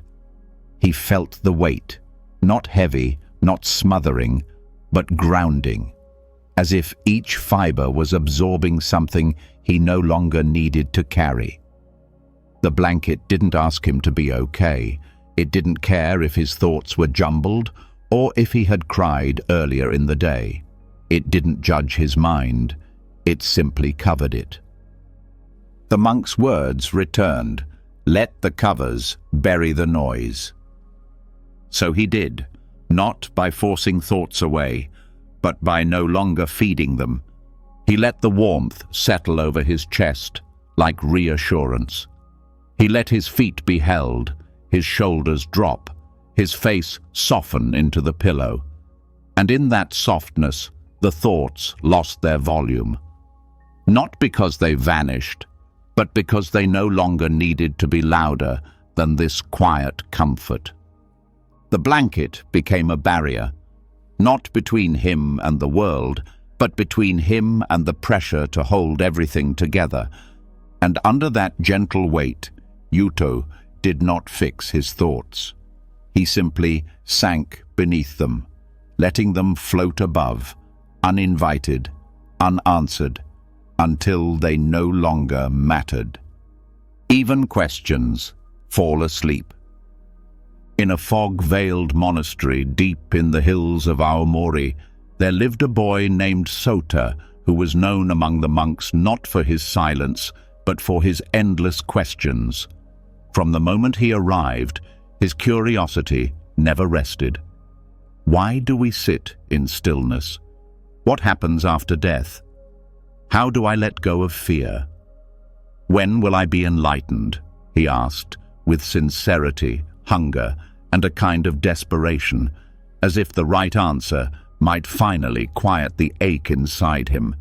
He hoped that if he could just ask enough, know enough, understand enough, he would find peace. But each answer only led to more questions. Each explanation sparked a dozen more thoughts. His mind became a garden of inquiry with no season of harvest. The head monk, patient and calm, listened to every question. But one evening, as twilight swallowed the last of the mountain's light, he led Sota to the edge of the temple grounds, where the sound of a river hummed low and endless. They sat on a worn bench. The monk closed his eyes. Sota fidgeted beside him. Finally, he whispered, "Don't you want to know? Don't you need to know?" The monk smiled faintly. "There is a time for questions," he said, "and there is a time to let them sleep." Sota blinked. "How do I let them sleep?" The monk placed a hand over his own chest. "They sleep when you stop asking them to stay awake." That night, Sota lay on his futon, the room dark and still. The questions still came, but he no longer fed them. He didn't chase answers in the ceiling's shadows. He didn't reach for explanations in the silence. He just breathed. He imagined his questions as birds, tired birds, and with each breath he let one settle, wings folding. One by one, the flock in his mind landed, nestled into branches, and stopped fluttering. Not solved, not silenced, just resting. Because even the mind that seeks endlessly deserves a moment without demand. And even the questions, especially the questions, need nightfall. In the hush between thoughts, Sota found something gentler than knowing. A quiet not made of answers, but of rest. And in that quiet, he too finally slept. Stop waiting for the mind to be ready. Let the body lead. In a small retreat house outside the forests of Hida, a carpenter named Ray arrived carrying more mental weight than the tools he once wore on his belt. He had left his work behind after a long season of burnout, years of effort without pause, decisions without rest, always postponing peace until the next problem was solved. Even now, at the edge of stillness, his mind wouldn't stop negotiating with itself. I'll relax once I understand why I'm tired. I'll sleep once I feel calm enough. I'll rest when I've figured everything out. But clarity never came. The mind, so full of plans, kept spinning its wheels in the soft mud of overthinking. The monk who welcomed him gave him no questions to answer, no journal to fill, only a simple invitation. Don't wait for the mind. Let the body go first. That night, Ray lay on the mat, tense and tired, caught between the desire to rest and the belief that he hadn't earned it. His thoughts circled again, unfinished conversations, regrets, worries. But as they spiraled, his body whispered a different story. His legs heavy, his hands open, his chest rising and falling on its own, like waves meeting the shore. The body wasn't confused, it wasn't worried, it wasn't waiting, it was ready. Ray remembered the monk's words. He stopped trying to feel peaceful. He stopped asking his thoughts for permission. Instead, he listened to his limbs. He let his arms sink deeper into the mat. He let his face soften without needing a reason.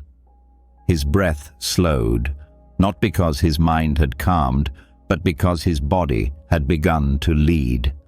And slowly, the mind followed, not with understanding, but with surrender. He didn't find stillness by solving it.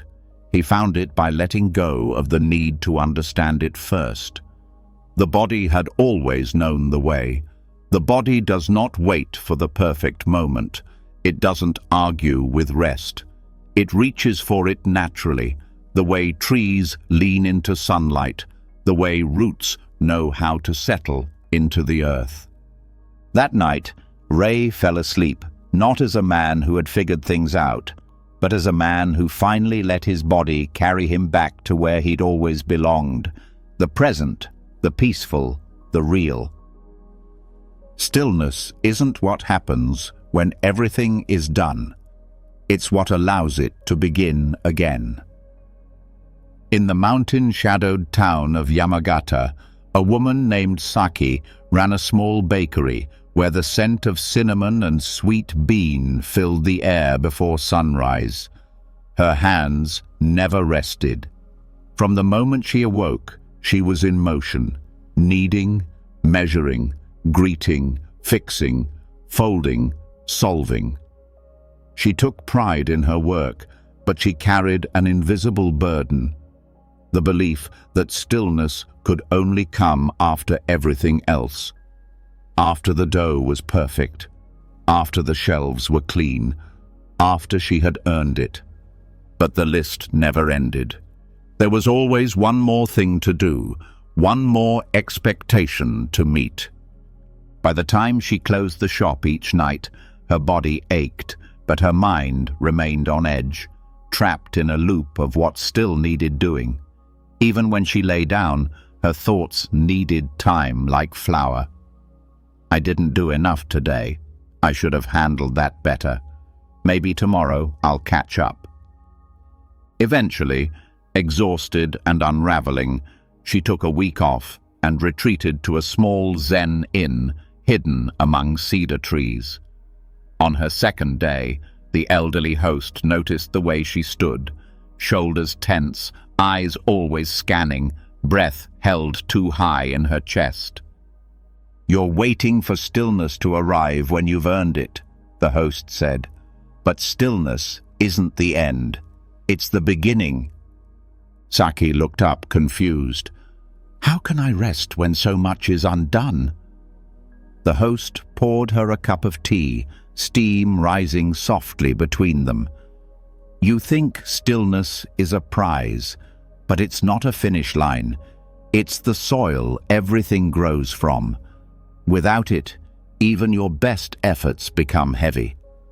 You cannot carry the day unless something first carries you." That evening, Saki sat in the open-air bath beneath pine trees. For the first time in years, she let herself arrive without completing something first. She didn't try to resolve the day. She didn't wait to feel deserving. She let the steam rise, the water hold her, the stars overhead blink without urgency.